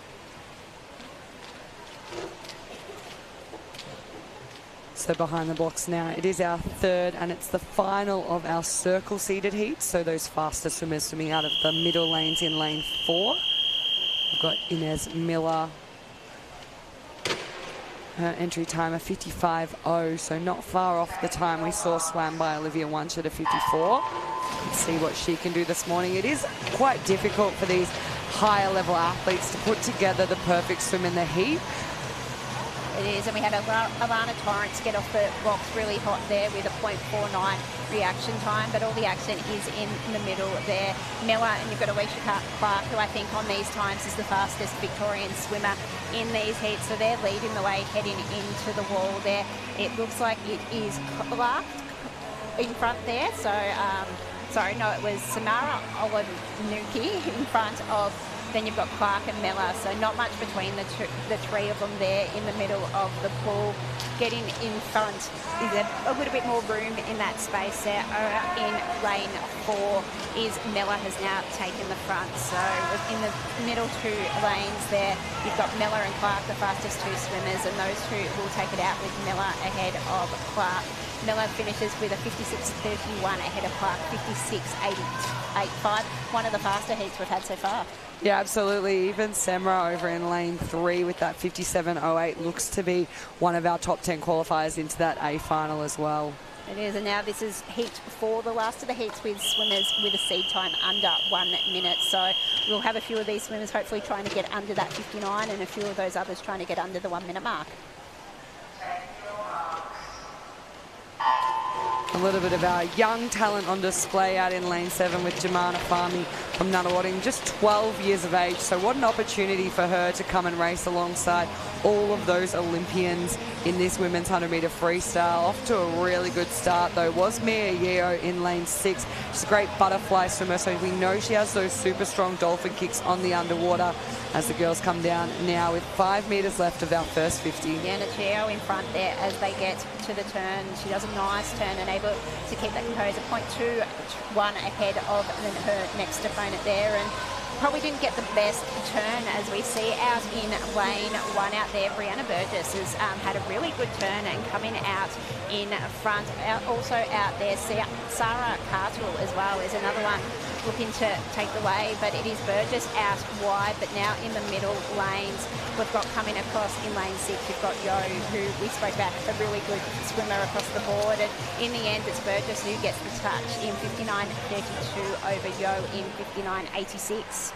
Yeah, it was all in that second 50. Only girl in the pool to come home in a 30 point. All the rest were sitting at that 31. So Bree, she comes from a more distance background, swims out of Surrey Park, known for their open water and longer distance events, and she's really showcased that back end speed there. And had a seed time over 1 minute, got under the 1 minute mark, so she'd be pretty happy with that first swim there. As heat 5 hit the water now, and it was this side of the pool, it was Rihanna Chen and Charlotte Fay who got off very, very well. Not a lot separating those girls. On the far side of the pool, Amelia Broughton alongside Yuxi Liu, another one of our Surrey Park girls having a great first 50 here. It is, and she's on that far side there, but looks like she will go close to touching in front, but instead it is Faye ahead of Ray on that far side. So they both come in with 30-second, just over the 30-second mark for that first 50 metre here. But in the middle of the pool now, it is Faye. She has kicked away, plenty of strength out there, and she looks like she's doing it quite easy. Yeah, Charlotte's recently changed over her training strategy, focusing just more purely on those sprint events now, and it looks to be paying off. This is going to be a fantastic swim for her. She's almost got a body length on the other girls in the field as she charges onto the wall. 59.47 ahead of Phoebe Balcom at 101.57, and getting the touch in third was Amelia Broughton in a 101.68. Yeah, and Matt, for Faye there, a massive result. Her time nearly probably more than a second quicker than her seeded time. So we mentioned some of those girls looking to get under the 1 minute mark. She's one of those who has had a bit of success this morning. You get to see how difficult it is by the number of athletes hovering around that 100, and what a feeling it is to actually be able to break it. As we move along now to heat 6 of 9 of the women's 100 metre freestyle. Great start in lane 9. Madeline Wilson, she just flew off the block there. 0.53 reaction and fantastic underwater. Alongside her, I shouldn't even say alongside, but on the far side of the pool going out really well early on is Kiara Hutchinson as well. So it's those outside lanes with the early lead here in heat 6. It is. Wilson's had a really strong start there, but now in the middle of the pool, you've got Winkles coming at her. So we're looking at Wilson still holding the lead there, one of the visitors, but Winkles has come in the middle there, Holly Winkles, and she is now taking control of this race as we expected in the middle of the pool where normally the fastest winners are. But you've got Madeline Wilson still sticking with her, not letting her have it all her own way. But in the middle of the pool, it will be Holly Winkles who is keeping in front there. But then again, Wilson is not letting her go. In the end, it is Winkles that will just get it from Wilson. So Winkles gets the swim win in a minute 32, and then you've got Wilson in 101.5. So now we've got heat 7 of 9 in the 100 metre freestyle here. We've had some good times already, and I think it's had some good swimming and fast times across all the events so far this morning. Yeah, day one tends to really set the pace and the feel for the competition, and we have set off to an incredible start. We've seen some very, very fast times. We've already seen some records fall, Victorian all-comers records, country records, and we're just continuing on with that pace here. The middle lanes shot away there was Abby Harrington in 4, who got out very fast, going alongside her, Claire Matheson. As they come down now under the flags, they are going to be our 2 leaders onto the wall with not a lot separating them. It will be Harrington 29.15 ahead of Matheson 29.30.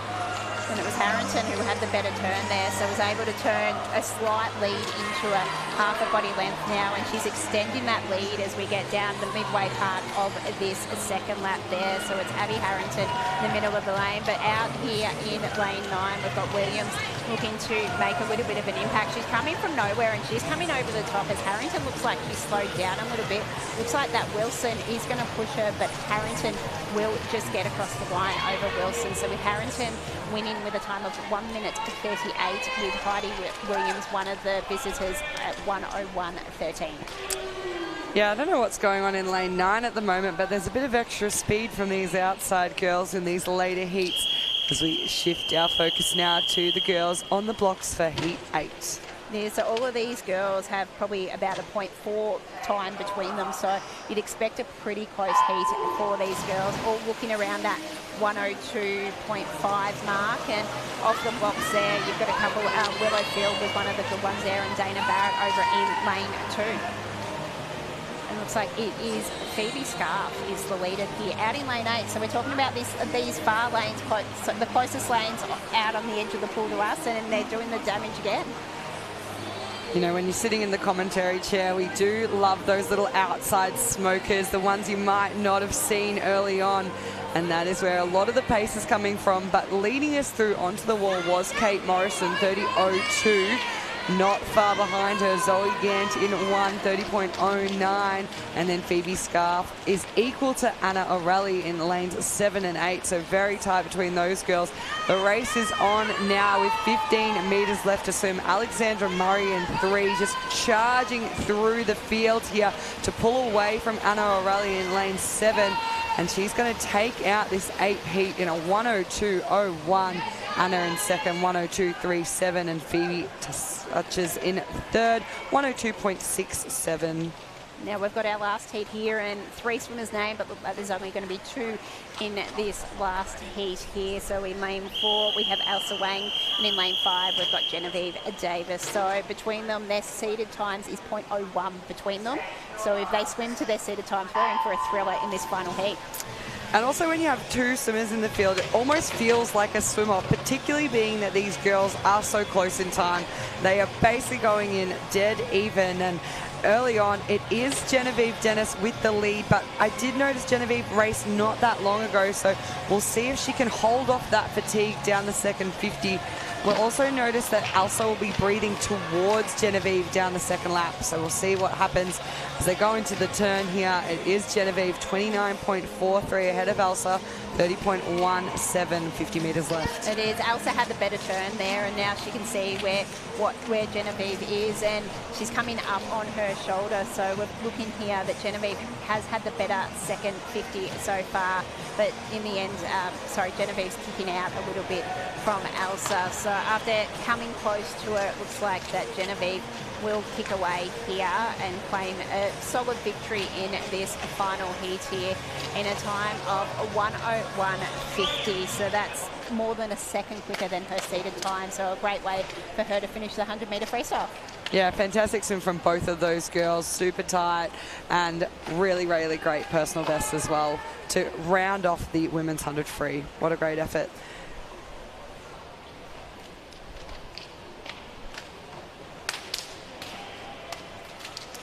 As we now turn to the men's 100-metre freestyle. So we've had the women's 100-metre dash. Now we've got the men's dash here. When looking at, again, we've got 13 heats here, probably one of the biggest events in the program.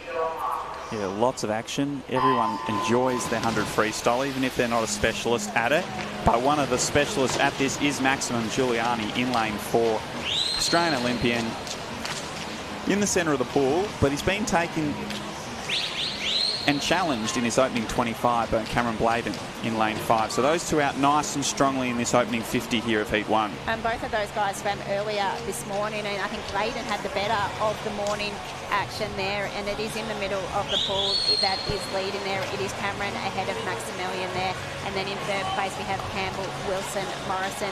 As we come down to this last 25 metres, it's still in the middle of the pool there with Cameron Bladen leading the way. There coming is Maximilian at him, and on the other side is Campbell, Wilson, Moran. But in the end, it is going to be Cameron Bladen who gets the good win there with a 50.20 ahead of Maximilian at 50.30. Yeah, nice little scalp there from Cameron to take out Maximilian in that opening heat. And a strong swim there by Campbell, Wilson, Moran to finish in third. As we're now moving along to heat 2. And this one, we've got a couple of those guys still with seeded times under the 50-second mark there. So it'll be interesting whether we can get any to go close, having had some good times in the women's event just before. And off the block quickly was Xander Coates there with a reaction time of 0.49.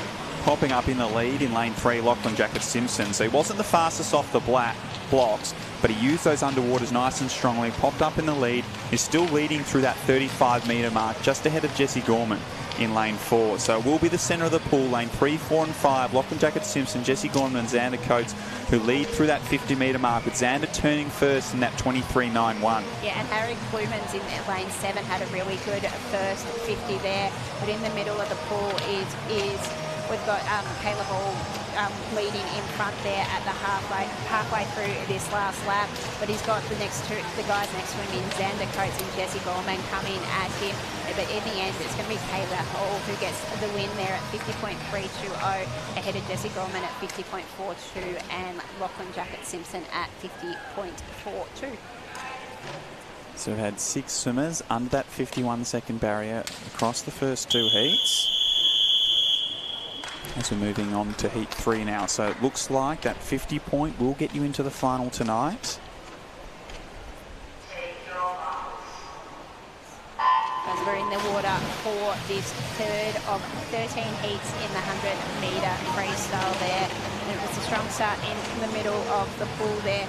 Coming up is, at the start there is Elson.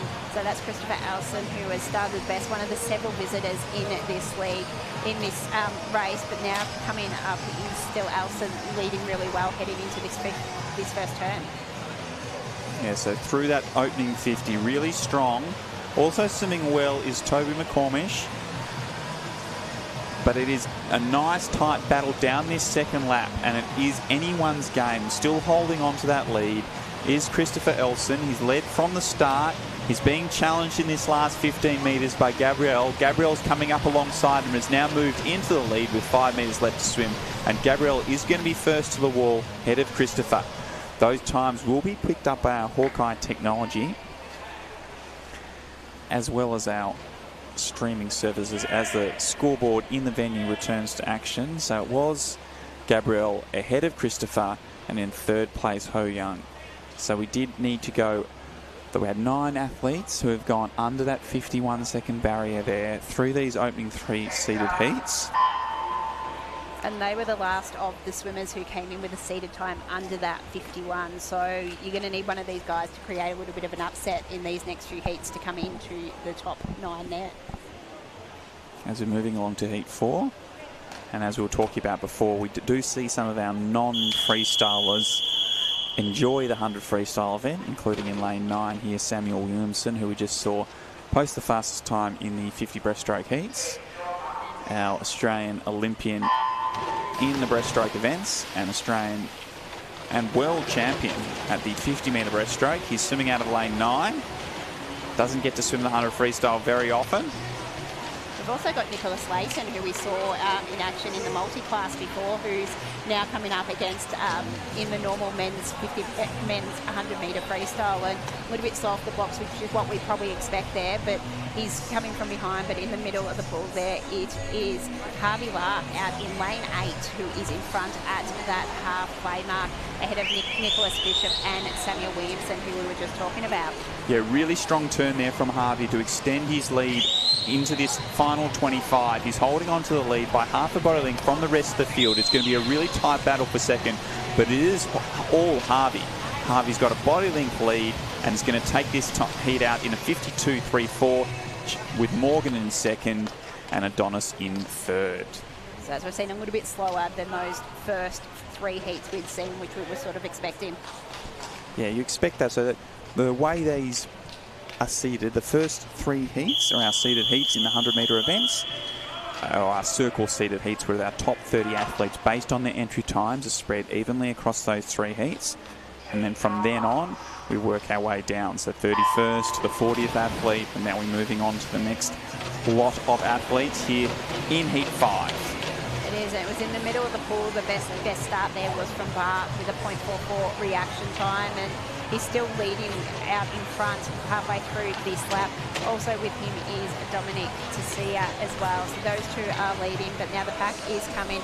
Now we look out in lane 2. Aidan Gleeson has started to pick up the pace, and he takes the lead at the halfway mark with a 25.45 with a number of swimmers just behind him. Yeah, so really strong opening 50 there from Aidan. He's pulled out a 3/4 of body length lead, and he's holding that through this third 25. Starting to make a move in the middle of the pool is Riley Mitchell. So Riley's trying to challenge him, but also swimming really well down in lane 8 is Liam Butner. But it is all Aidan who's led from the start. He's holding it through and is taking out this 5th heat in a 53.14. So nice strong swim there from Aidan underneath his entry time. So taking off 0.3 of a second there to take out heat 5 as we move along to heat 6. Heat 6, yeah.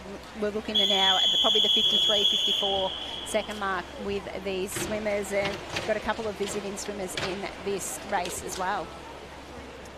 Yeah, so the Victorian Open Championships, the 2025 Mattioli Victorian Open Championships, has historically always got lots of interstate visitors and international visitors. It's a great event. It's almost the kick-off to trials, the Australian trials that are held in June. This is sort of where you start to see who's going to be in contention for those spots on the Australian teams this year for World Championships. As we turn at the halfway mark there, and it's Jan out in lane 2 who is taking the lead ahead of Gran Fernandez. So all the action is on the far side of the pool for that first 50 metres. Those two are still out front on that far side of the pool heading into the last 25. Yeah, so they got out nice and strong in that first 50, which is really good to see, and they're holding on. Jan's just ahead of Curran, and as they go underneath the flags, it is Jan who holds on to take it out in a 53.91 there in heat 6. So under that 54-second barrier, a nice small little PB there as we're moving along to heat 7. And these are a lot of the younger guys here in this race. The youngest swimmer is 20, so a lot of the rising stars of this sport are coming up in some of these heats. Yeah, so good range of ages from our age groupers. Those have recently moved beyond the age group ranks and into the open ranks. As it is a nice even start here in heat number 7. Swimming really well in lane 2 is our visitor from Malaysia, Kar Chan. Yeah, started really well, and also Kane Howard in lane 8 has had a really good start there. And those two will likely turn in 1 and 2 heading into the second half here. In the end, it looked like Howard had got the better turn there. Kane Howard out in lane 8. But it's fast swimming on that far side. You've got Luke Manderson in lane 0 on the far side, has taken the lead after sitting second at the halfway mark. Yeah, our visitor from the Viking Swim Club was sitting there just off the lead at the 50-metre turn, but a really strong second 50. He's come home in a 27.4 to take out this 7th heat of 13 of the men's 100 freestyle. Yeah, it took 1.5 seconds off his seeded time, so a really good swim from him this morning. Yeah, there's only one other swimmer who was able to swim back under 28 seconds in that second 50, so he really used about maintaining his speed there to convert that into a really strong second 50 and a personal best. And this race here, we've got Archie Kreitzberger, who had a really good swim early this morning. They were already through to one final. Now having to go in the 100-metre dash out in lane 8 in this heat. Yeah, he's a really strong start as well. He's a regular visitor to our Mattioli Victorian Championship meets. The visitor from North Albury, so just across the border, and he leads through this opening 50 in a nice 25.42. So with an entry time of 55.25, he's on for a big personal best here, and he's going to maintain it down this second 50. Those legs are continuing to kick nice and strongly. His stroke rate's up nice and high, and he's 2 body lengths clear of the rest of the field, which are having a really tight battle. But it is all Archie Kreitzberger with 15 metres left to swim here in heat 8. He's going to come underneath the flags and set a nice fast time of a 53.14 there. So well done, Archie, taking off another couple of seconds from your personal best there. You don't see races like that in the 100 metres often with someone that dominant and winning by 2 body lengths. So when you're 16, you can drop those times. When you get a little bit older, it's a bit more challenging. He looks pretty happy with it there, sitting there in the lane. So a couple of good swims there from Archie in this morning's heat session of our Mattioli Victorian Open Long Course Championships, as we now move along to heat 9. As they hit the water now there in the middle of the pool there, it was Kevin Hung in lane 4 who was best off the box. Now the rest of the crowd has caught up to him, so he's back in the middle of the pack. Sitting out there in front there is Calvin Reid, who had a really good swim, but now coming over the top of him in lane 8 is Alan. There's not much between the pack. As you look on the far side, you've got Hunter, Mace and Shanigo Jin catching up to the pack, and they are 1 and 2 with Shanigo ahead of Hunter.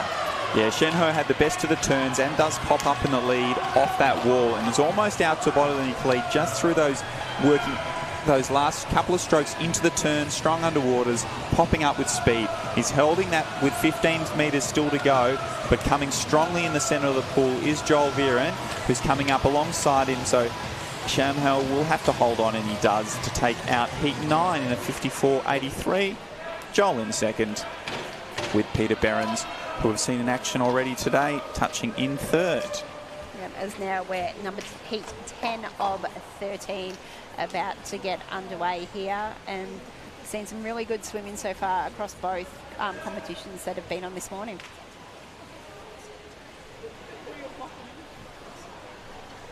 Yeah, the standard of competition at our Victorian Open Championships has been nice and strong in this opening morning session. We haven't worked our way into it. The swimmers have definitely hit the pool firing here on day one. As we're underway in this heat, and here we've got a couple of good starts out on the outside lanes here on Eshin Hello and Jared Webb both started well. Two of the visiting swimmers there, but coming across out there is Caden Dazoli, who has looked really well in the middle of the pool, and now he's coming over the top and will probably take the lead into the halfway mark. Also looking out at lane number 0 there is Andy Martov, who actually takes the lead ahead of Caden. Yeah, really strong second 25 from Andy to move into the lead, but it does look like the action is returning to the centre of the pool, as we've got 25 metres left to swim in Heat 10, and it's really all across the pool. Andy's still holding on to that lead that he gained at the 50-metre mark. He's slightly ahead of Jared Webb all the way down in lane 8, so it's the outside of the pool where the action ends up being, but it is Andy who holds on to take it out in a 55.13. Jared maintaining his hold as second and Riley in third.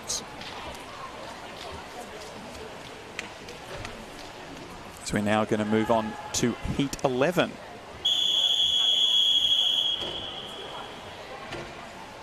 Another one of these heats on starting times, not much between the whole entire field, as we've only got 9 athletes there with no one in lane 6 as we get a clean start there, and it's Liam Walker in lane 5 that got off to the start, but quickly that lead is quickly eaten into, and on the other side you've got Remy Bloom in lane 7, who has started really well, along with Will Anderson in lane 9. Yeah, it does look like Remy and Nick Wilson up in lane 2 are going to be contending to the lead through this first 50, and it will be Nick Wilson who leads through in a 26.73. Popping up first out of the turn is Remy Bloom. So Remy had a better turn than Nick, established a little bit of a lead again. Now we'll see if Nick's swimming speed can chase him down in this final 25. Yeah, it looks like Remy Bloom also holding his pace there and actually extending his lead here in lane 7, but it is race on over there with Nick Wilson still keeping in touch there. It looks like we could have a blanket here for the result, as there's not much between them all. And first out there is Nick Wilson in a 56.24, followed by Hugh Cran in 56.29, and then in third was Remy Bloom in 56.53. That's one of the great things about our non-seeded heats, especially in this 100-metre freestyle. The difference between entry times is really small, so the action is coming from all over the pool. And it's really about which swimmer can execute their race plan the best is going to be the one who gets the hand on the wall first.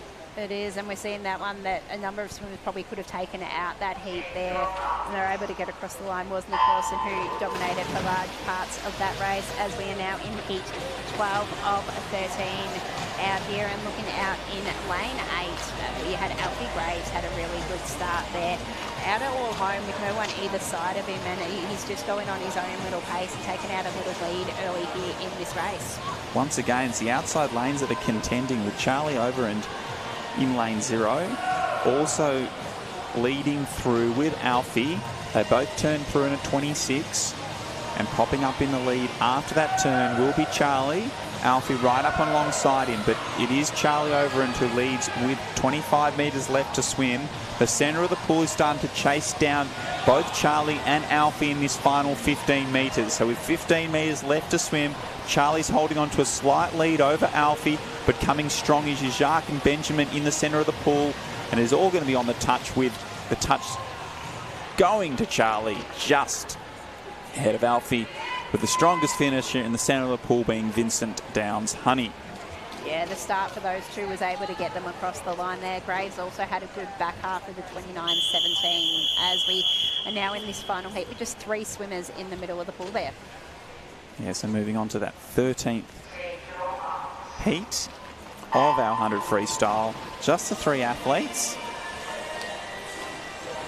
And really strong start from Austin Robbins in lane 5. So Austin leads through that first 15 metres, but both Kepler and Damien have reduced that margin in the swimming portion.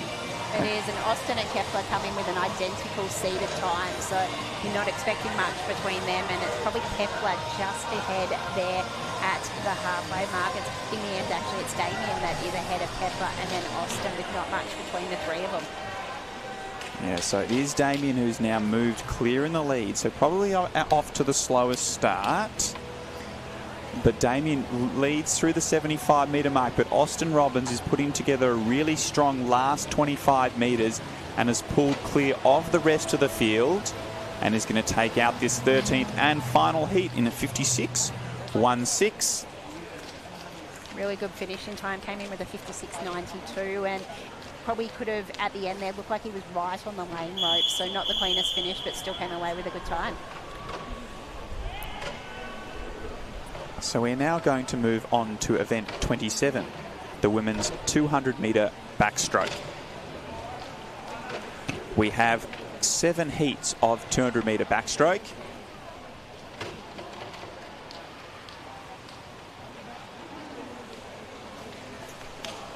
We have 7 heats of 200 backstroke. Behind the blocks is heat 1.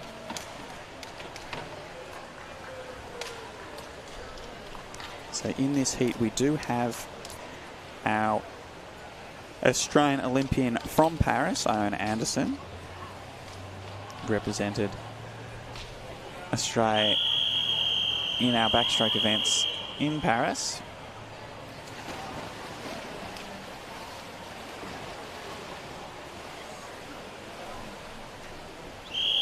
She's visiting our championships from Western Australia.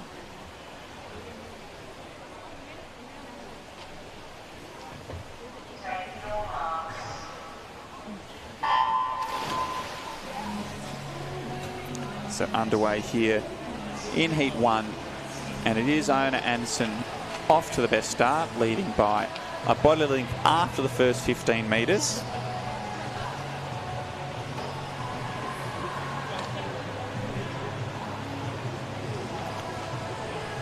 Yeah, she's had a strong start there. Some great experience, as you mentioned, Nick. And it continues down here in Victoria, leading the first 50, 30-80. She's followed by Alana Banks and then Michaela Larkin in 5 and in 6. So a really strong start. Yeah, really strong start from Iona. I saw her playing a bit of tourist guide to some of the Swedish Olympians on social media recently. They've been out here for a little bit of training, some of them, and she was playing tour guide to them as well as training partner. But she's putting together a really strong swim here, nice and controlled through that first 100, turning through in a 104.04. Alana Banks in second, and Hannah now moving into third. Yeah, Hannah really making a move in that second 50 and picking up her stroke rate. Although Michaela Larkin is 6, is still in there, looking quite fast there with her arms. But Iona looking very comfortable, and you know, that's what we talk about as well, Nick, is swimming is community. Whether, you know, you're from Victoria, Australia, international, like, it's about sharing those experiences all together. So Iona leads through the 150-metre mark, with Alana comfortably in second and Hannah Adu in third place. Yeah, she's going to be bringing in the legs here as she's speeding in this final 25 metres to go. Looking directly up at the shade sail that is over our MSAC pool. There's no stopping her. It is Alana Banks in 5 that's on the chase, but not closing the gap there. Hannah in 3, Michaela in 6, but it's all Iona as she comes into the wall, 2:13.83. Yeah, strong time there. Looked a nice, comfortable, relaxed swim, but a solid heat swim nonetheless. Alana in second place, with Hannah in third.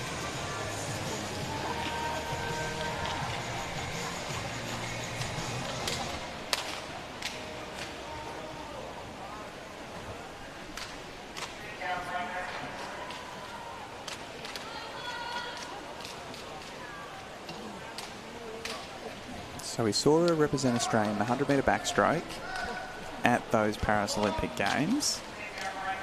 So probably not at this stage, but 200 metres wasn't her favourite event, but she's definitely a very strong 200-metre backstroker. And we'll look to see if she can move into making the team in both the 100 and 200-metre backstroke events when we come to our World Championships trials later in the year.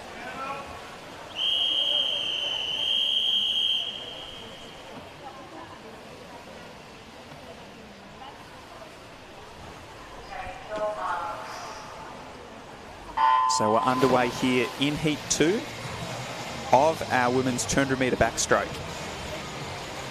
Popping up right at that 15-metre mark is Abby Carney, who was very smiley when I spoke to her pre-race. Known more of a freestyler, but she likes her backstroke events as well. And so Abby's off to a strong start, but her teammate Jessica Wilson has now pulled up alongside her and moved slightly into the lead as we approach this first 50. Yeah, windmilling their arms over. They were in sync. It was looking good. And it is Jess that is out in front. That first 50 looking nice and strong. And then right next to her, we've got Abby close to the lane rope. And as we say, with their lane ropes in training, you've got to stick to one side. The lane is full of other swimmers also training. So a little bit of a habit, but she's still going well. She's in second place. Catching her is also Jessie Steinman in 6th.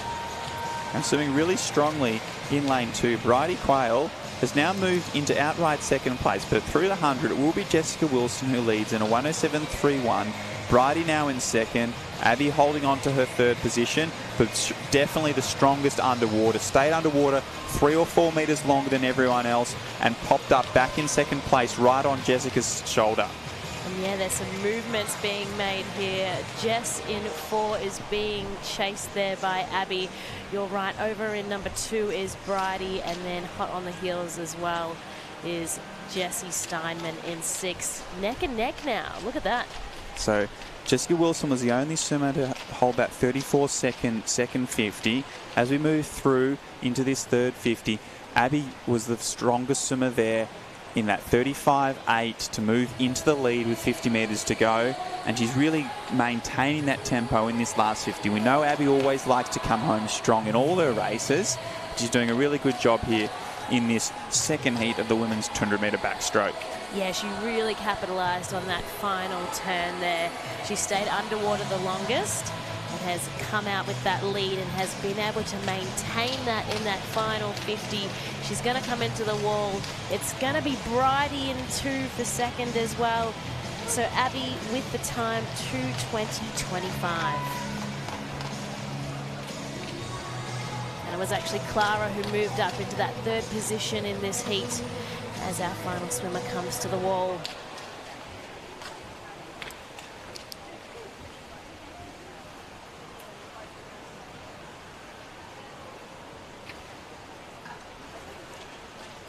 And that was heat 2. As we check out some of the upcoming results.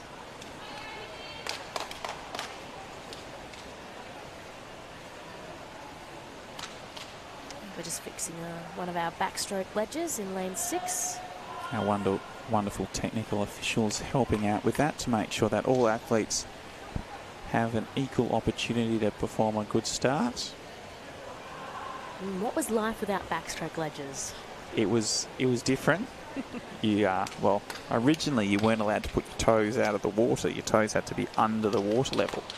But gradually you're allowed to put your toes out as long as they weren't wrapped around the edge of the pool. So you couldn't sit them on the top of the touchpad. But then often as not all walls are created equal, we'll say, so that it was that the backstroke ledge just gives a bit of security for all our athletes, knowing that they're not going to slip and will allow them to really drive backwards on their starts. So we have a bit of a combination of different athletes in this next heat. We've got our endurance athlete Mackenzie Hunter swimming out in lane 0. We've got our medley and breaststroker swimmer in lane 2, Tara Kinder. We've got our Island Olympian Victoria in lane 4. So lots of different action in this third heat of our women's 200-metre backstroke.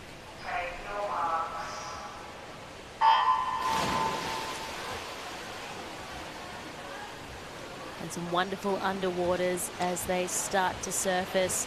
And a great lead by Tara Kinder in lane 2, still maintaining that out in front. Looking down, we also have Kira Jeffs in lane 7 from Yarra Plenty Waves, who is looking to take over that lead. Yeah, so really strong start by Tara Kinder. So better known for her breaststroke and medley swimming. Backstroke's probably her weakest stroke, but she's definitely giving it a go here and leading through that first 50 in a 33.23. Maximising her underwaters, so she knows she's good and strong on those underwaters, really making sure she's popping up past that 10-metre mark off the wall, coming up with speed, and then settling back down into her rhythm. Yeah, as you increase the distances, the underwaters matter. It's all that 1% that's added up and over to gain that distance, and Tara looking really nice and strong, although Kira Jeffs not letting go as we come to the halfway mark. Yeah, so it will be Tara who leads through at the 100 in a 108.65. Kira in second, with Sienna Shepherd in third. Sienna's also someone who has strong underwaters, and she showed that there. She moved from third to second place as she emerged into this third 50. Yeah, and the feet are looking nice and calm for most of these girls. They're going to be ready as they come to that final 50 to really accelerate that power. Tara is still holding on here. She is being pushed up. We have Sienna in 3 and Victoria, our Irish Olympian, in 4. Emily Kearns in the middle, but it's Madison Cooper and Kira Jeffs. It's sort of evening out, but as I say that turn really counted. Tara definitely in that lead. So fastest third 50 was from Emily Kearns, and that moved her from 4th into 2nd place, and she's now consolidated that hold on 2nd place in this last 50, but no one is going to catch Tara Kinder. She started off nice and strongly. She's maintained that high stroke rate throughout. She's really attacking this last 50, and she's put together a really good swim here in heat 3 to take it out in a 2:17.86. Emily in 2nd and Victoria in 3rd. Yeah, nicely done. That was a great display of athleticism in the pool. Really strong finish by all of our girls. Yeah, so strong swim there from Tara. Probably that time is more a reflection of her true ability over 200 backstroke than her previous personal best. So look to see if she can improve on that in tonight's final, because that will put her safely through, as we have completed our 3 of our seeded heats, as we're now moving on to the remaining 4 heats, with heat 4 behind the blocks.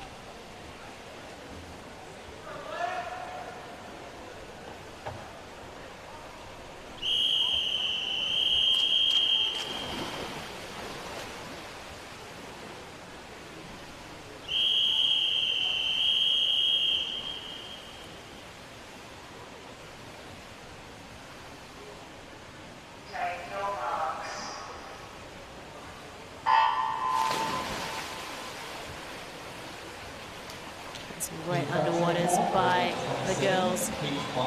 A really good start in lane 3. We've got Kelly Yao Teo, who is one of our visitors, 18 years of age, from Malaysia. She's leading the pack. Yeah, really strong. She popped up about 13.5 metres, clearly in front of the rest of the field. Now the rest of the field is slowly starting to catch up to her in the swimming part of this opening 50.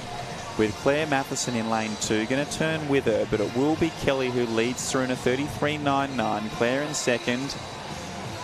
And I love that battle, Nick, because we've got regional Victoria versus Malaysia in those 2 lanes of 2 and 3.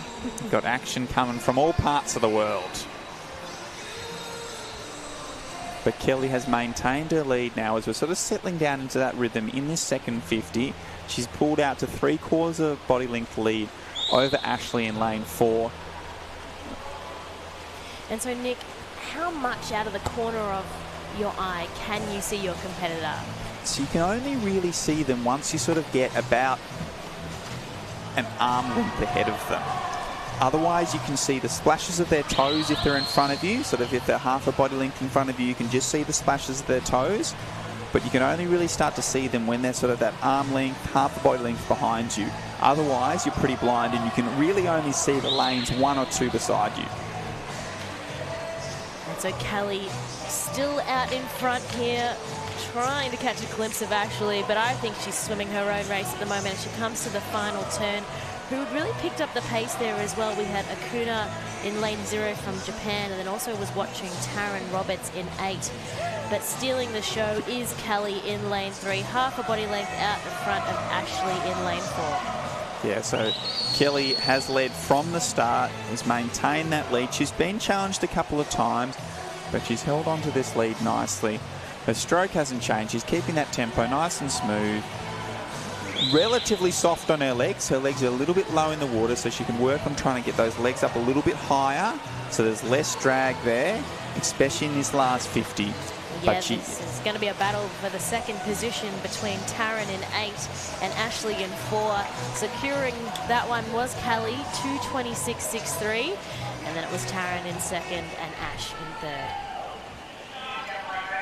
Yeah, so Kelly did enough at the start to establish that nice strong lead and swim a personal best time there for our 18-year-old from Malaysia.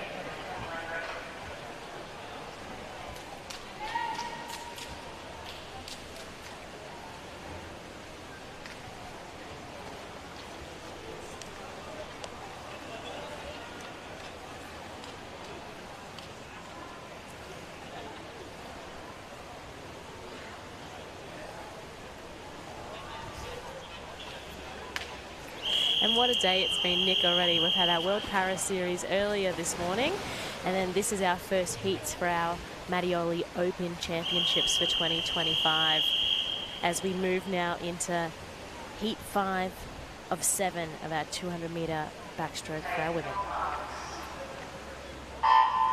Yeah, action aplenty here this morning at Melbourne Sports and Aquatic Centre. And it's been really busy. One of our fun facts is that over the course of the weekend, because it's Friday, Saturday, Sunday, we have just begun, it's 264 splashes. That's the entries that we've got. 2,000. Yeah. 674. 2,674 different rate swimmers competing in a race.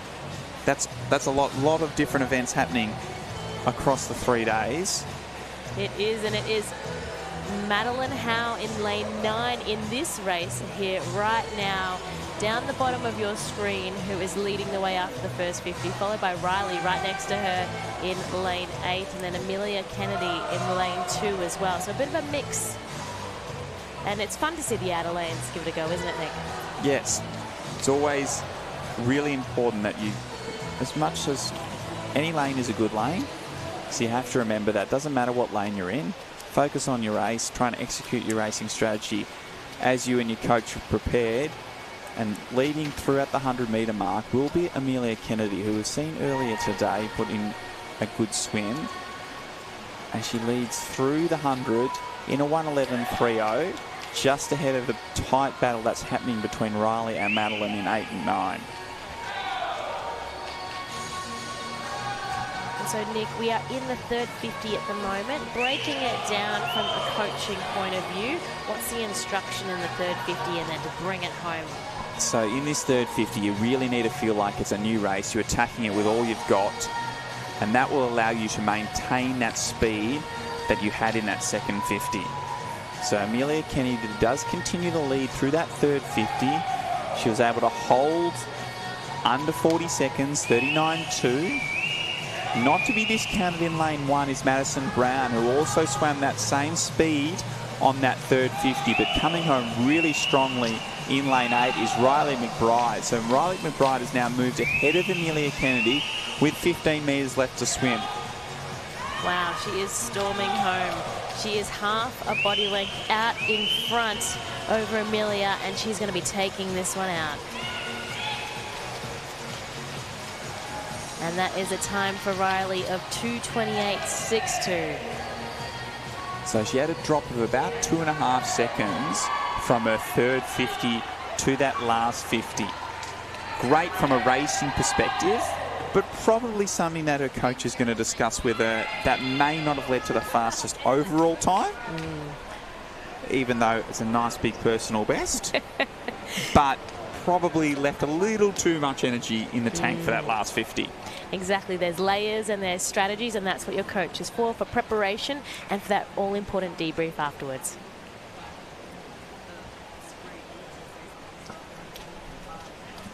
As we're now going to move along to Heat 6. And so, Nick, I've got a question for you, actually, once our race gets going, is what's the most memorable debrief from a coach that you've had?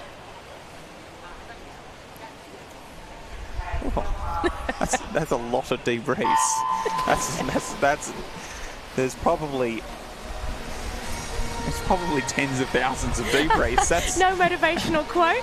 I was trying to pluck something out for our girls right here in the pool. This is our Heat 6 at the moment for our 200 metre backstroke. I always think if you walk away with a bit of a smile, then it's a win. Then it's a win. Oh, well, there's been plenty of smiles on pool deck that we've seen around here today. And who should be smiling out in the lead? We have in lane 6, we've got Zara Reynolds. She's 15 years of age and she's from Bendigo East. Yeah, really strong opening 50 there, and a 33.55. Matilda Clark sitting in second, Grace Cox in third.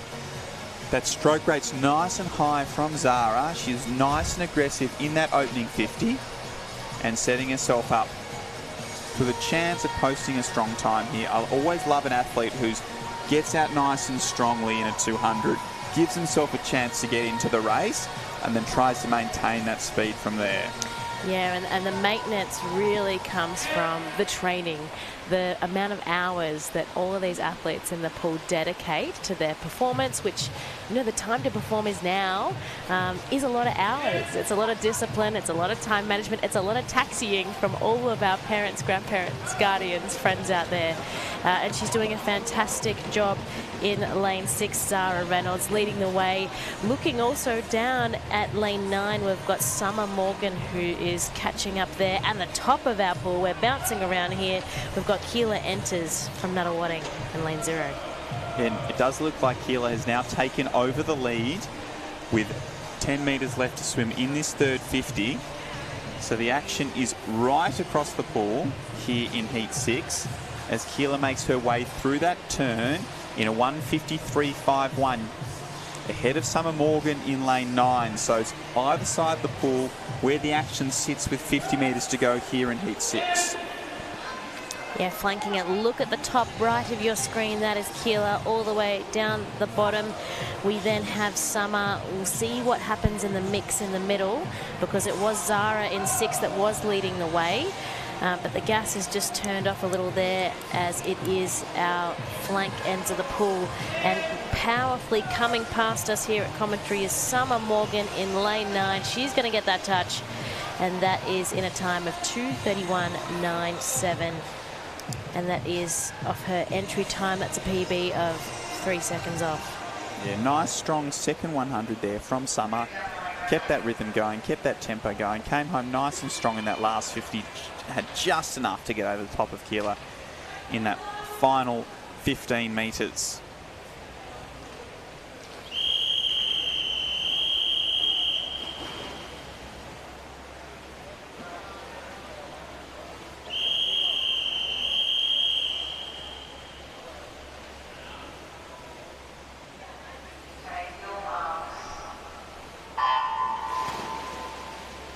And this is our final heat of the women's 200 metre opens here. It is 3 athletes we have in 3. We've got Hannah Ristig, who's 14 from Western Melbourne Propulsion. Taylor Miller in 4, 14 as well from Melton. And in 5 we've got Zoe McCauley, and she is 12 years of age from DVE. Yeah, so 12-year-olds was our youngest age group for our 2025 Mattioli Victorian Age Long Course Championships that were held in December. So she's moved from the age groups all the way to the Open as a 12-year-old. Look, that's impressive. Fantastic experience. The more race experience you can have, the more prepared you can be. It's testing out making decisions at different points. It's, you know, putting that race plan into work under pressure. And in the warm-up pool and behind the block, she would have been interacting with those Olympians. So it's a great experience for Zoe as she's holding second place here, just behind Taylor Miller, through this opening 100. Yeah, they're really keeping neck and neck here as they're coming up to that halfway mark. We'll be checking out the times, and Taylor leading the way, 1:16.65. And she's only half a body length out in front of Zoe. As we said, she's 12, 2 years behind Taylor and Hannah. Hannah in 3, keeping at a consistent pace here. So the challenge will be how close to that 40-second barrier can they get on this third and fourth 50. So both Taylor and Zoe were sort of 40.1, 40.2 on that second 50. The challenge will be maintaining that speed on this third and fourth 50 if they want to look towards swimming a personal best time. Absolutely. There are all different measures of success which are set out by your coach. Yeah, there are only, 10 lanes that are in a final for tonight, but there are so many other ways to measure success, and that is on your timing. That is, it comes in even down to attitude as well, but performance, practicing those techniques in training and the execution in the pool, and doing a great job, still leading out in front, doing well with her technique. Taylor Miller in 4. Zoe is really still sticking by her. Yeah, so Taylor had the stronger of the third 50s by about half a second, but Zoe's coming really strong in this last 50. It does look like Taylor has done enough, though, to take out our 7th and final heat of our women's 200-metre backstroke in a nice time of 2:36.00. Zoe in 2nd, and Hannah rounding out the action in lane 3.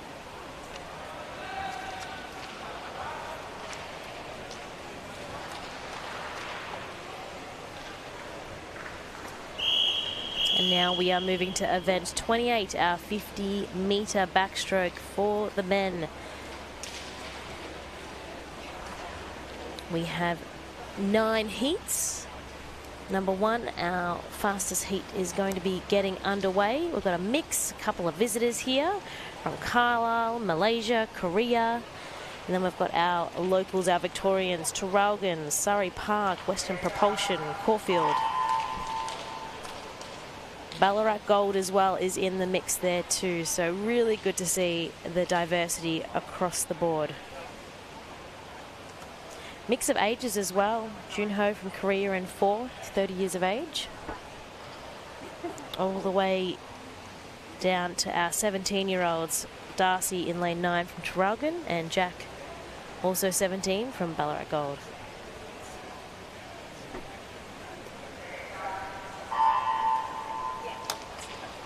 Just testing out the technical equipment here, making sure everything's in order. Big thanks to our technical officials, also our Swim Victoria team, making this possible, and especially this live broadcast.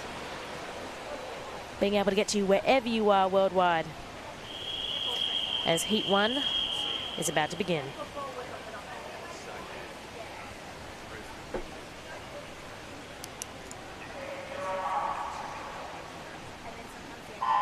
And the big boys now underway in the 50-metre backstroke. 9 heats to sit and enjoy the ride as it's Big Boss Bacinas Anthony in lane 5 with great underwater there. He came up out sharp, but Juho Lee from Korea, one of our visiting athletes, starting to push his way through the field now, as is Will Sharp trying to go with him to come down under the flags. A lot of splash and dash.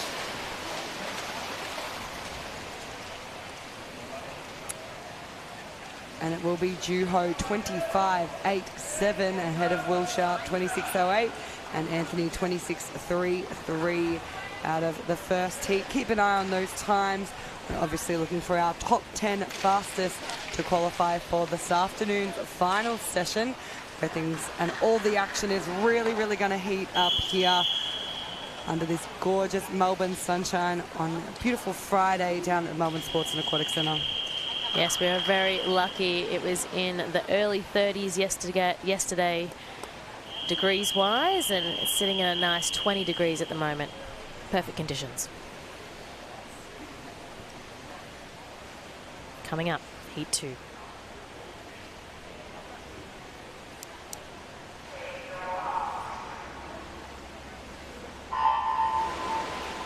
It's a bit of a longer hold on the start there, but it hasn't thrown anyone. Once again, seeing some fast underwaters out of lane 5. Those middle lane four swimmers trying to work their way back in as Akalanka Perez in lane 5 from Cheltenham still maintains that lead with 15 metres left to go. Stroke for stroke between Callum Laval and Marius Boll under the flag. Looks to be still Akalanka, who hangs in there, 26.52, 2/100ths of a second in front of Marius Boll. And it will be Callum taking out third from that second heat.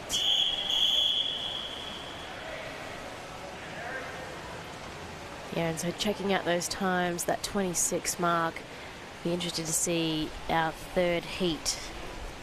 But most likely the final will be produced from the first two that we have just seen. Absolutely, it's definitely looks like it's going to take under a 27 to secure yourself a spot, or at least a 27 low. So we'll keep an eye out. Also one of our Paralympians racing into this third heat, Benjamin Hance, down here from St Andrews.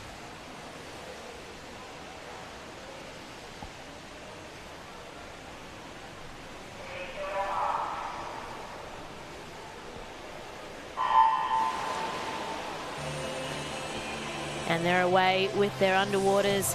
In lane 4, it is Ben, 24 years of age, from St Andrews, leading the way, chasing him either side.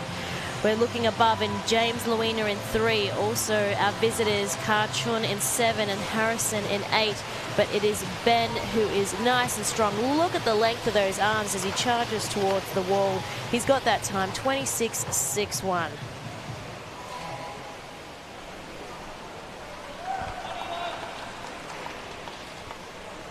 So not quite as fast from that third heat. A few of those boys hovering around that 27.1 mark. Just opens that door a little bit for a few of these other swimmers in the heats to come. If they can drop off a little bit of time on their personal best, there's an opportunity to make tonight's final. We did see in the breaststroke earlier a lot of athletes throughout these later heats dropping big times. So anything can happen here. As heat 4 gets underway. And look how much time they spend underwater, Kalia. Magical to watch. It's popped up, and it is our swimmer looking at lane 9. We've got Mitchell Stewart down the very bottom, blitzing it here with under 25 metres to go. Apologies. It is Alexander Hillman who is in 9. Being chased by Harrison Rothwell in 4, though. Who is it going to be? Rothwell looks like he's come in first, 28.30 with that heat. That was number 4. Yeah, those underwaters are such an integral part of our 50-metre events. We call them the bookends, the start and the finish. They make up most of the race. We speak about them as 15-metre sections. So that first 15 and that final 15, ever so important. 30 metres of this 50-metre swim is nearly all skills, and they can play such an important part between getting your hand on the wall first or being just touched out. You can stay underwater for that entire 15 metres in the backstroke events. Your face and your head must surface at the 15-metre line. Let's see what they do here. And it is in lane 7. We've got Tyson Lynch, our visitor from Vikings, who did some excellent underwaters there, which has pushed him out in front. Looking at those bottom lanes, Aiden Ramos in 8 and Brandon Wilson in 9, but very strong Tyson from the start to the finish. He's got that one at the time of 27.91. Really exciting for the future of Victorian swimming as well. Aiden Ramos in lane 8, just 13 years of age, and he's taken second out of heat 5 in this men's open 50-metre backstroke.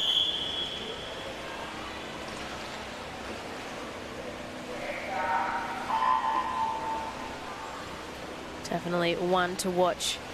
Some great experience in there as well. It all adds, it all builds. And as we said, the community and the amount of diverse athletes that we have from, all corners of the globe here. It's great to, have those chats behind the scene, look at the pathways and journeys different swimmers have taken. Absolutely. You couldn't summarise this package any better. If you want to talk about community and diversity, Nicholas Layton swimming out of lane 4 in this next heat. He's one of our deaf athletes S15 when he races. He'll be looking towards the Deaf Olympics. He's a world record holder for the S15 classification. And on top of that, he actually does a lot of work with younger swimmers. In particular, I know last week he caught up with one of the up-and-coming S15 swimmers who's about to become classified at just 12 years of age. Took time out of his own day to go and have lunch with him and talk about the pathway ahead and how to end up in a position like he's in now. It's so valuable. Looking at our pool here in lane 1, Harrison Main, and then taking it to the middle, but down the bottom in lane 8 and 9, Matthew Golding, William Simmons.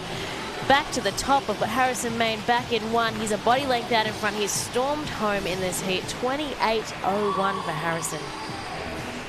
Yeah, that's a massive drop in time from his entry of a 29.2 there. So taking over a second off in a 50. That's about 2 meters of the race that he's just chipped away of his own personal best. Great effort from Harry.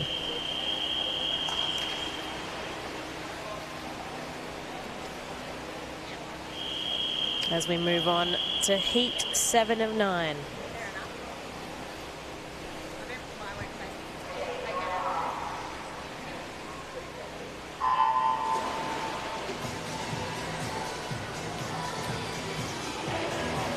And once again, those outside lanes with some fantastic skills. It was Jack Sharp from Warrnambool who popped up just ahead, but I mean, throw a blanket over these boys. There is not a lot separating them with 15 meters left to go. Looks like Zach Dendel over in 2 might just have a slight lead on Archie Smith over in 8. And it will be Zach 29.31, Archie 29.42, and then Alexander Stone follows them onto the wall in a 29.49. Yeah, very close. Some great competition, keeping us on our toes here. And here are the results. All at the 29-second mark for the top 3 in that heat. Exiting the pool to get ready for heat number 8. And they're away. It was a really nice start from Zayden Burton in lane 4. Quickest reaction in the pool by 1/10 of a second. Coming off that underwater, Anthony Lynn got himself away very nicely on the dolphin kicks. And this race is already tightening up once again, very similar to what we saw in the previous heat. Benjamin Nolter might just be slightly in front of Zayden Burton as we come down under the flag. Zayden just picking up that stroke rate a little into the touch, and that's done him wonders. He gets his hand on the wall first. 29.72 ahead of Benjamin, 29.78. And Anthony Lynn finishes in third, 30.19, to take us to our final heat, heat 9 of the men's 50-metre backstroke here at the 2025 Mattioli Victorian Open Long Course Championships heat session on day 1.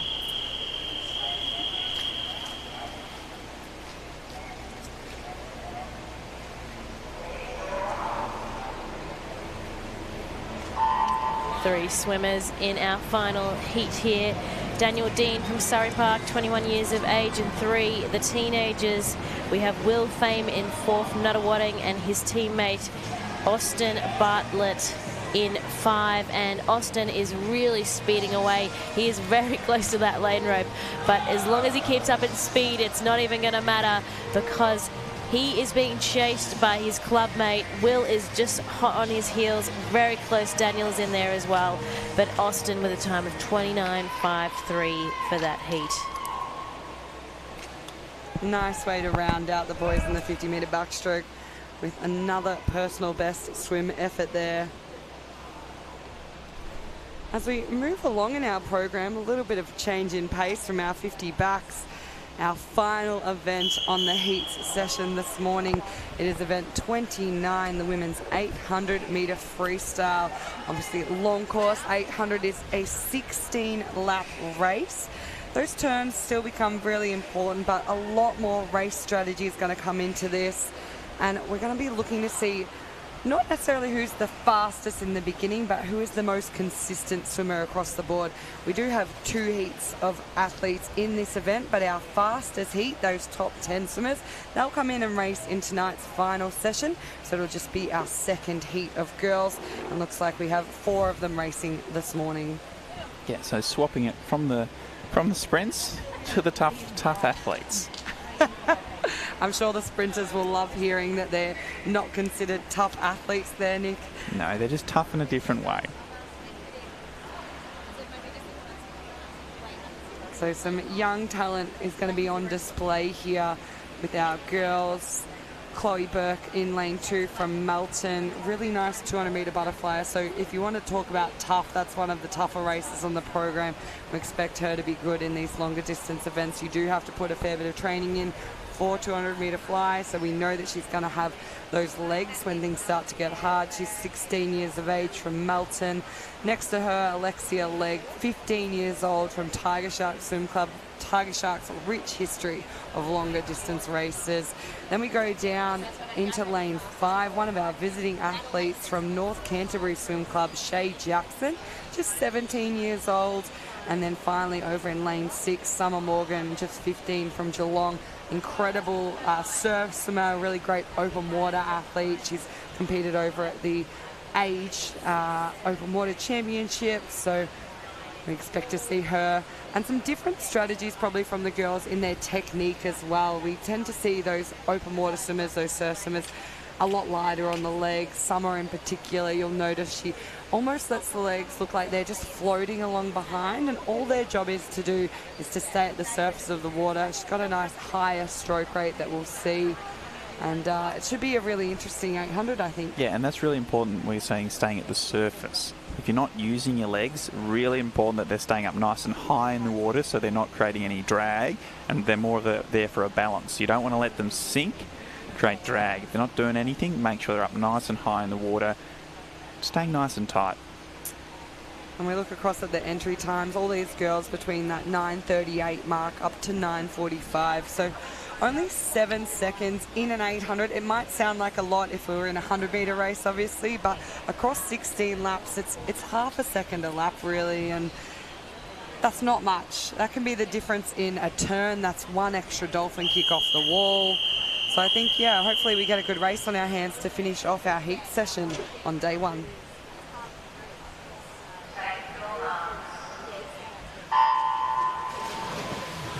So we are underway here for our timed final number 2.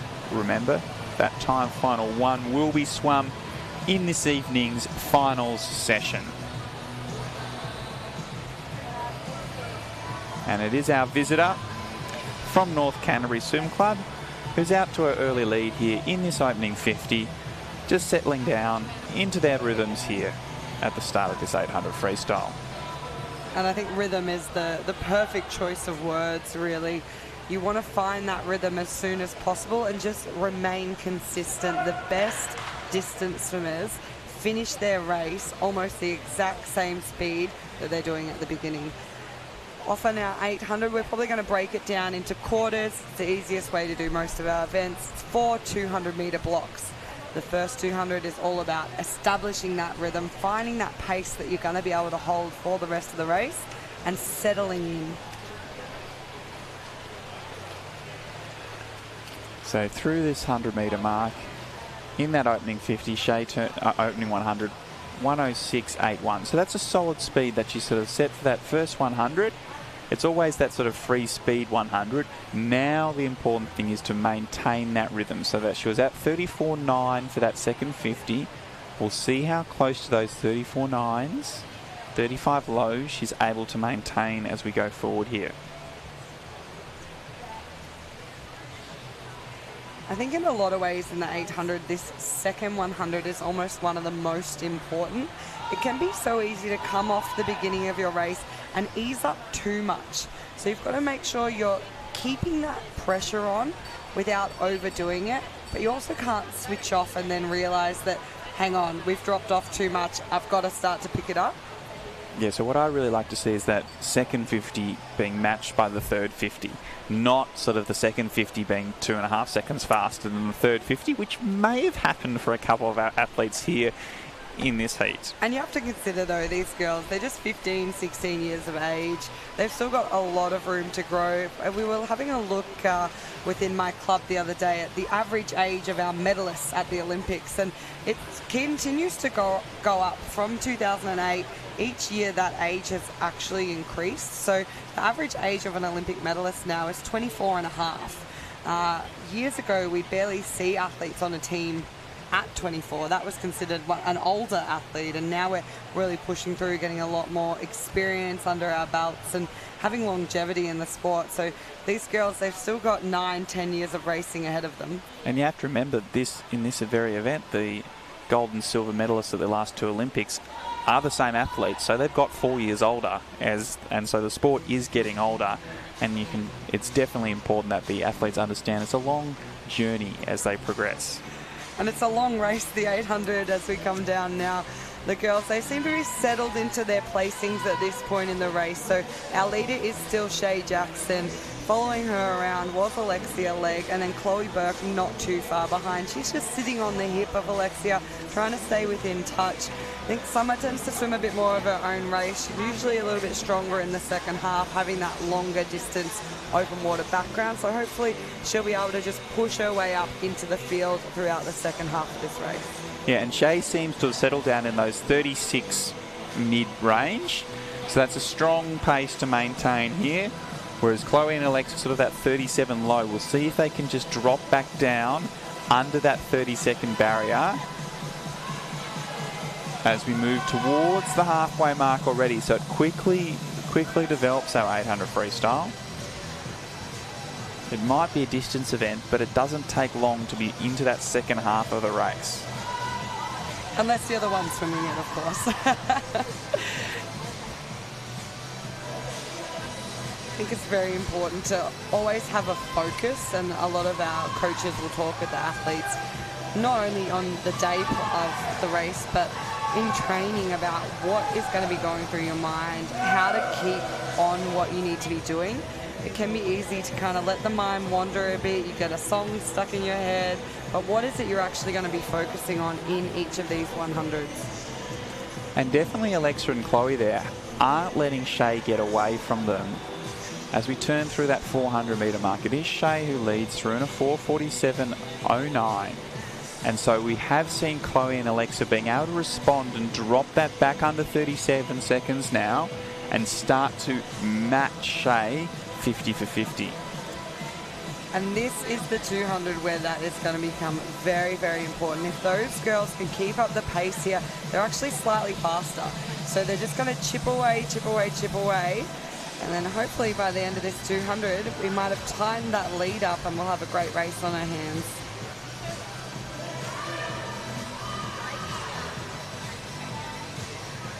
So once again, Chloe and Alexa, fastest and second fastest in the pool. Shay just a little bit over that 37 mark on that 50 there. And this is exactly what we talk about when we say the best of these longer distance swimmers, they're the most consistent.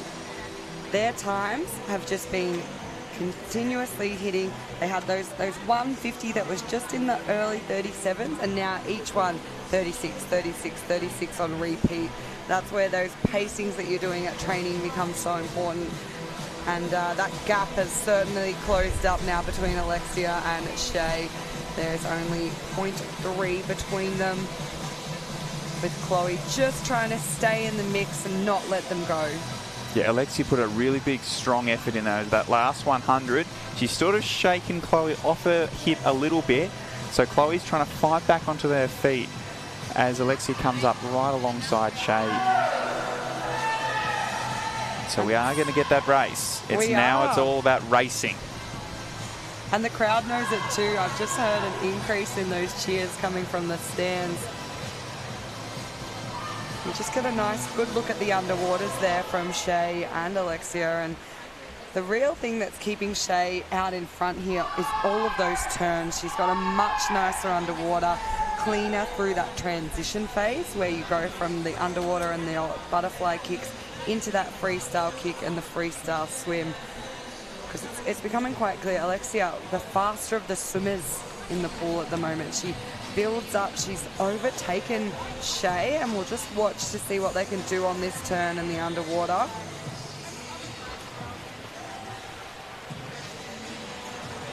So the legs have definitely been brought in now. They're both come out off the wall, picked up their kick rate ever so slightly, and we'll see if they can maintain it through this last 200. It's all well and good to bring those legs in, but now you have to hold it through this whole last 200. So Alexia was at that 37-second barrier earlier in this race, but now she's been dropping 36 up to 36 up to 36 up to 36. 150 metres left to go, another 36.3. Shea responds with a 36.5. Chloe's trying to hold on, just losing a little bit of ground, about half a second each 50 here.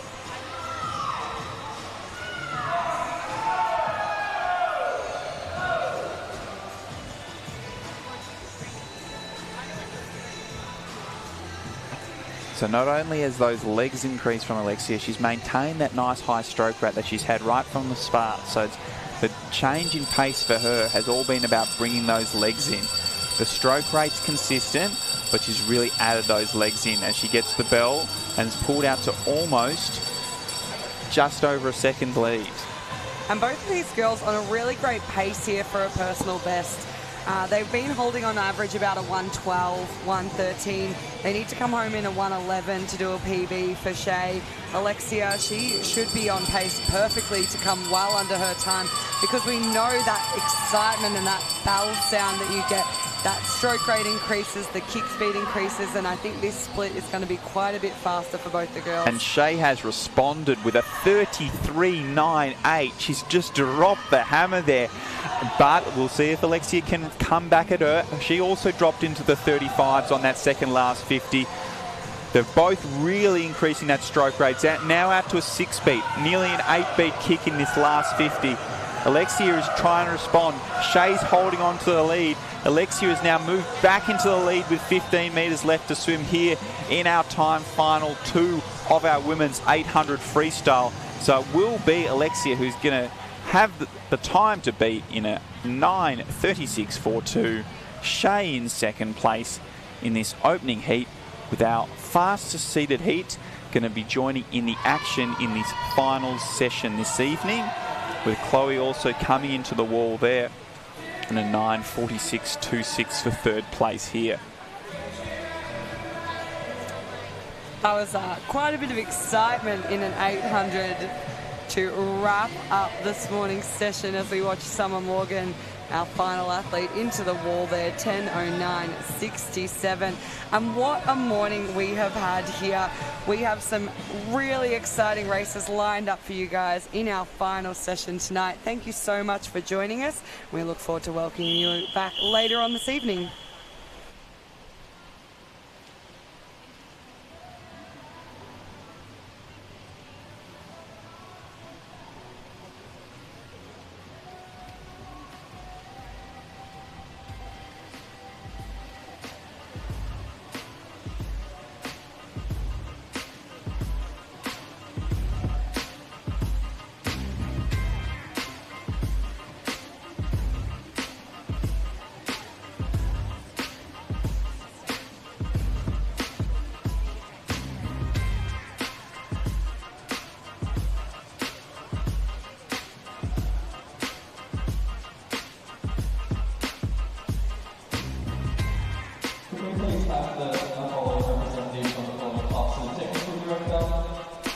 Highlanders, Malaysia, Viking Super, and Portugal.